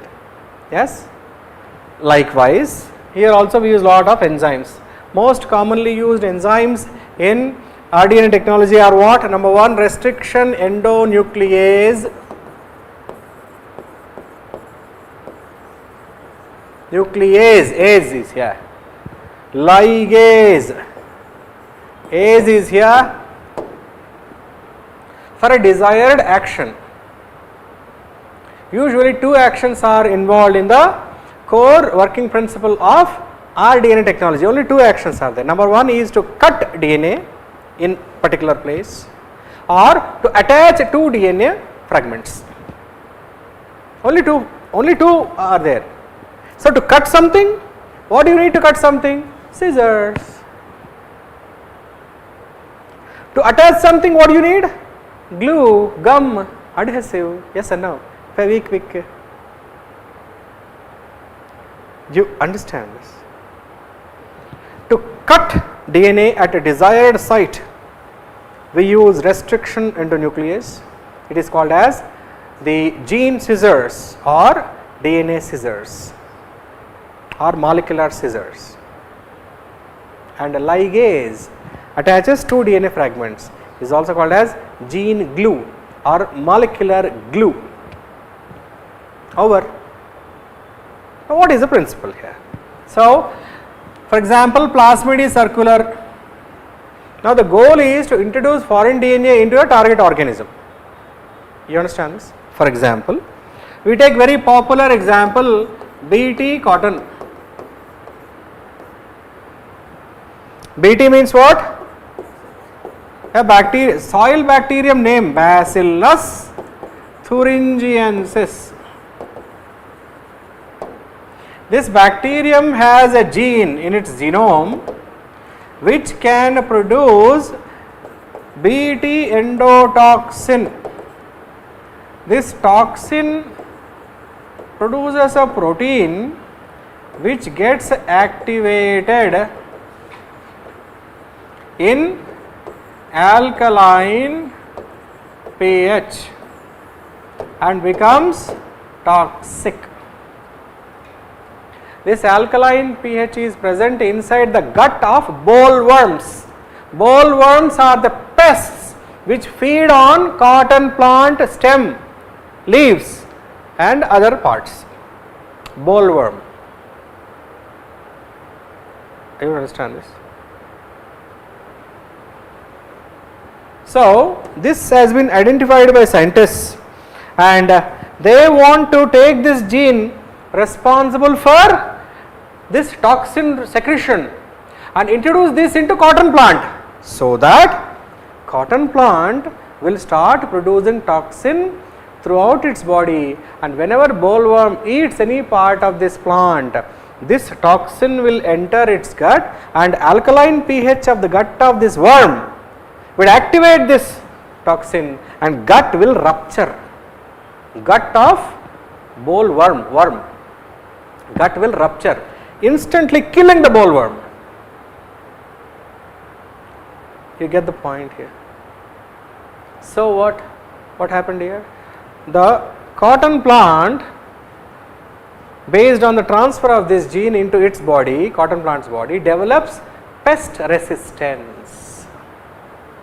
So bollworm pest will not attack cotton plant again, because it will die. Once a small part of the plant is consumed by this worm, it dies. So plant becomes pest resistant. So to develop pest resistant plant varieties, we transfer the gene from Bacillus thuringiensis bacterium into cotton plant. How do you transfer it?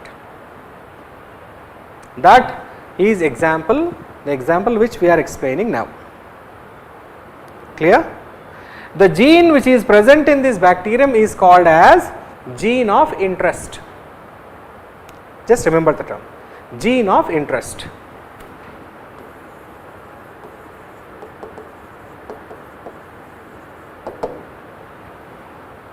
Now, gene of interest need to be cut and separated from bacterial genome. How do you cut? You need scissors. What is a scissors? Restriction endonuclease. So, you separate a fragment of gene from bacterial genome responsible for Bt endotoxin secretion. Using restriction endonuclease enzyme, you separated it. So, you got a gene of interest fragment ready. But how you transfer it to cotton plant? You need a carrier. Now that carrier is what? Bacterial plasmid. But bacterial plasmid is circular. It doesn't have place to accommodate this gene of interest. See, if there is no place, what do you do? What do you do? You create place. How? You cut a piece of it to remove, to create a place for gene of interest. How do you cut it? Scissors. What is scissors? Restriction endonuclease. And you cut and remove a small part of plasmid. Now you bring these two together. Now you brought these things, plasmid, gene of interest. You bring them together and you have attached these two. How do you attach these two? You want some gum or adhesive or glue. What is that we are talking about here? You apply ligase here, here, and you bring them together. They fuse, they attach with each other. This is bacterial plasmid. This is gene of interest from Bacillus thuringiensis DNA. Both are fragments of DNA, DNA combined for the second time. Hence recombined, also called as recombinant. DNA, hence DNA, also called as rDNA. Now you made rDNA. Okay, so what? Is the job done? You have to transfer this into cotton plant.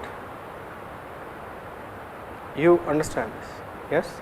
So you can transfer this directly into cotton plant. Cotton plant cells have DNA, and this is also DNA because it is rDNA, and DNA can integrate with the host cell DNA, and usually this occurs seamlessly. DNA can integrate with the DNA. Rarely it will be rejected in general. Or introduce this rDNA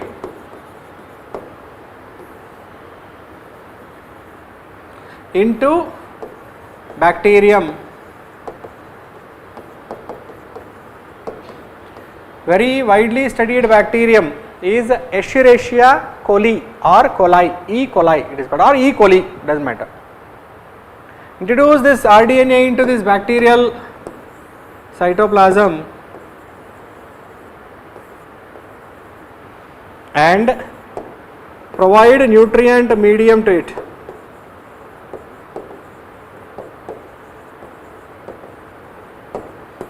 It multiplies and this replicates, DNA replicates, producing multiple copies.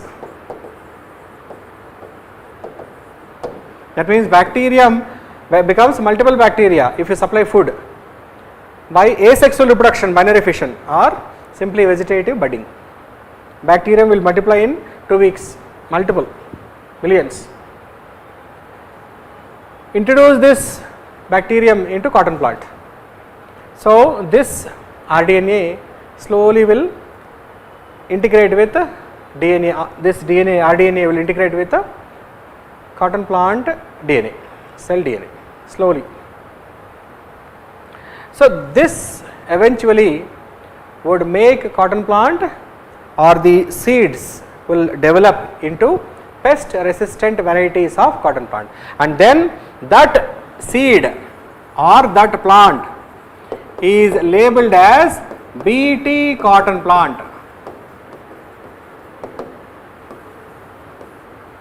BT cotton seeds are sold in the market. Likewise, BT corn, BT brinjal are also available. But again, BT corn, BT brinjal, what if humans consume? What if the toxin harms humans? Do we know to what extent this toxin would harm humans? We don't know. But toxin is toxin. What if humans get diseases? What if? Hence, BT corn, BT brinjal are banned in India. Who banned it? Genetic Engineering Appraisal Committee, GEAC, banned genetically modified food crops in India. BT cotton is not food crop, it is textile. Yes or no? Humans will not eat, animals will not eat BT cotton, but the residue of BT cotton plant can be used as fodder to animals. What if it causes harmful effects in animals? If they eat BT cotton stem or leaves or roughage, we call it as, yes or no? As fodder, fodder means what? Animal food. What if this toxin harms animals? We don't know. Yes, so that is the doubt, but did you understand the working principle behind it? So that is what is the concept, working principle behind the rDNA technology, and terminologies you should be aware of while talking about recombinant DNA technology or genetic engineering. In the next session, we will talk about CRISPR-Cas9 technology, how it is better than restriction endonuclease in acting as a gene scissors, and how the concept of CRISPR-Cas9 has been improvised. We will see the recent developments and we will give applications of this CRISPR-Cas9 technology and some idea about CAR T cell therapy, and we will close this and move on to another technology. Done for the day. Thanks for time and patience. We will see you in the next session. Thank you. So done for the day. I think yeah, everything is clear. Thank you. We will see you in the next session. Thank you.